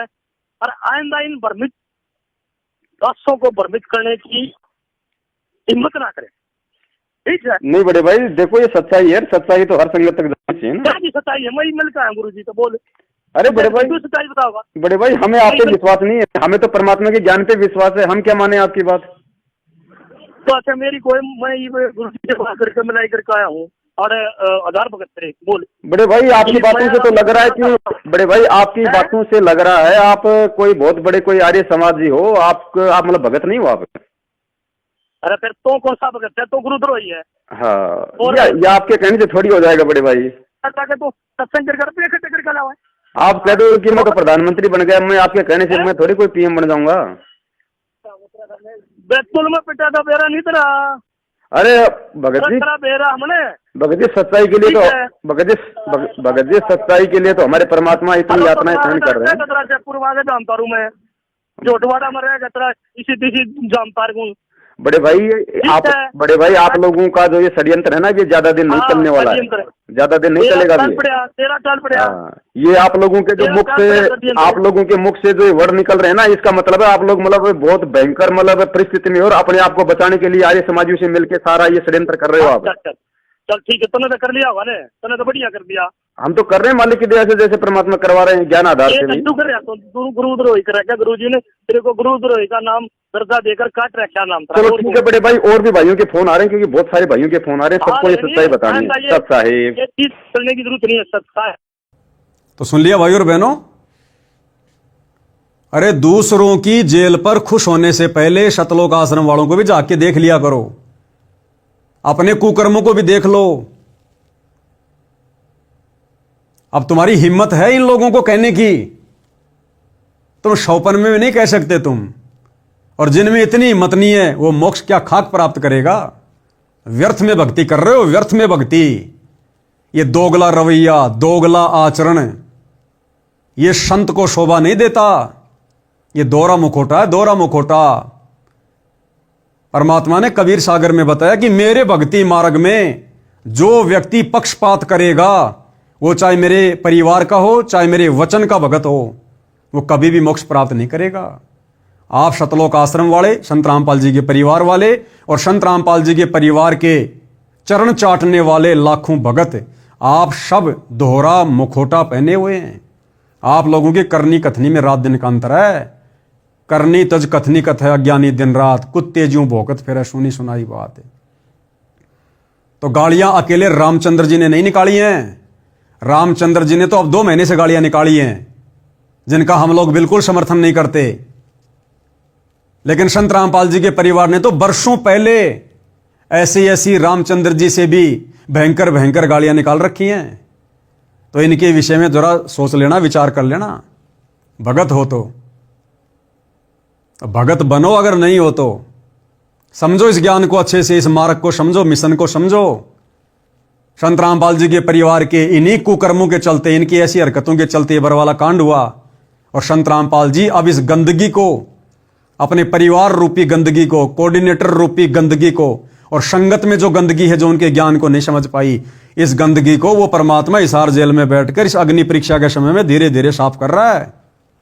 आप लोग ढूंढने से भी दिखाई नहीं दोगे आने वाले समय में इस भक्ति मार्ग पर, यदि समय रहते नहीं संभले और साध संगति से नहीं जुड़े तो भाई और बहनों, आज का ये वीडियो बनाने का मेरा मकसद था कि साध संगति से जुड़े भाई बहन इन घटिया लोगों की घटिया हरकतों को देखकर, वो चाहे संगत का आम भगत हो, चाहे संत रामपाल जी के कोई परिवार का कोई सदस्य हो, आप और हमने शिक्षा लेनी है। आप और हमने इन जैसी घटिया करतूतें काल प्रेरणा से नहीं करनी है। अपने गुरुदेव को नाराज होने का मौका नहीं देना है।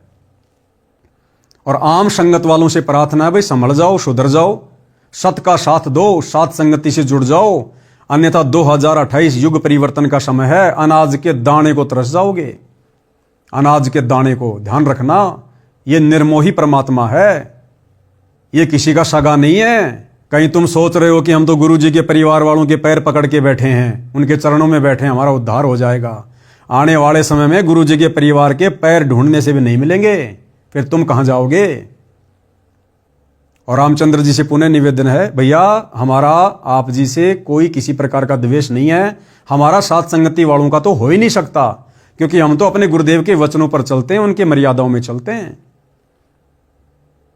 तो आप जी से निवेदन है, विनती है, आपने कुलदीप जी को गालियां निकालकर धमकाकर गलती की है, परमात्मा का विधान तोड़ा है। और यदि आप इसके लिए विधायक जी से माफी मांगते हैं तो इसमें आपको कोई परहेज नहीं होना चाहिए, क्योंकि आपने गलती की है। यदि आप उनसे माफी मांगेंगे, हो सकता है परमात्मा भी आपको माफ करे। और श्रीमान कुलदीप जी से भी मेरा निवेदन है, मेरी विनती है कि कुलदीप जी, आपने इनकी स्थिति देख ली होगी, इनके विचारों से भली भांति आप जी परिचित हो गए हैं। किस मानसिकता के तहत इन्होंने आपको गाली दी थी, ये तो आपको जानते भी नहीं, पहचानते भी नहीं। इनका मकसद कुछ और था आपको गाली देने का, हालांकि मकसद वो गलत था। इस प्रकार से आपको गाली नहीं देनी चाहिए थी। लोगों के सामने सच्चाई इस प्रकार से नहीं आती है जिस प्रकार से रामचंद्र जी ने सोचा होगा, जैसा कि वो बता रहे हैं। लेकिन फिर भी आपसे हम निवेदन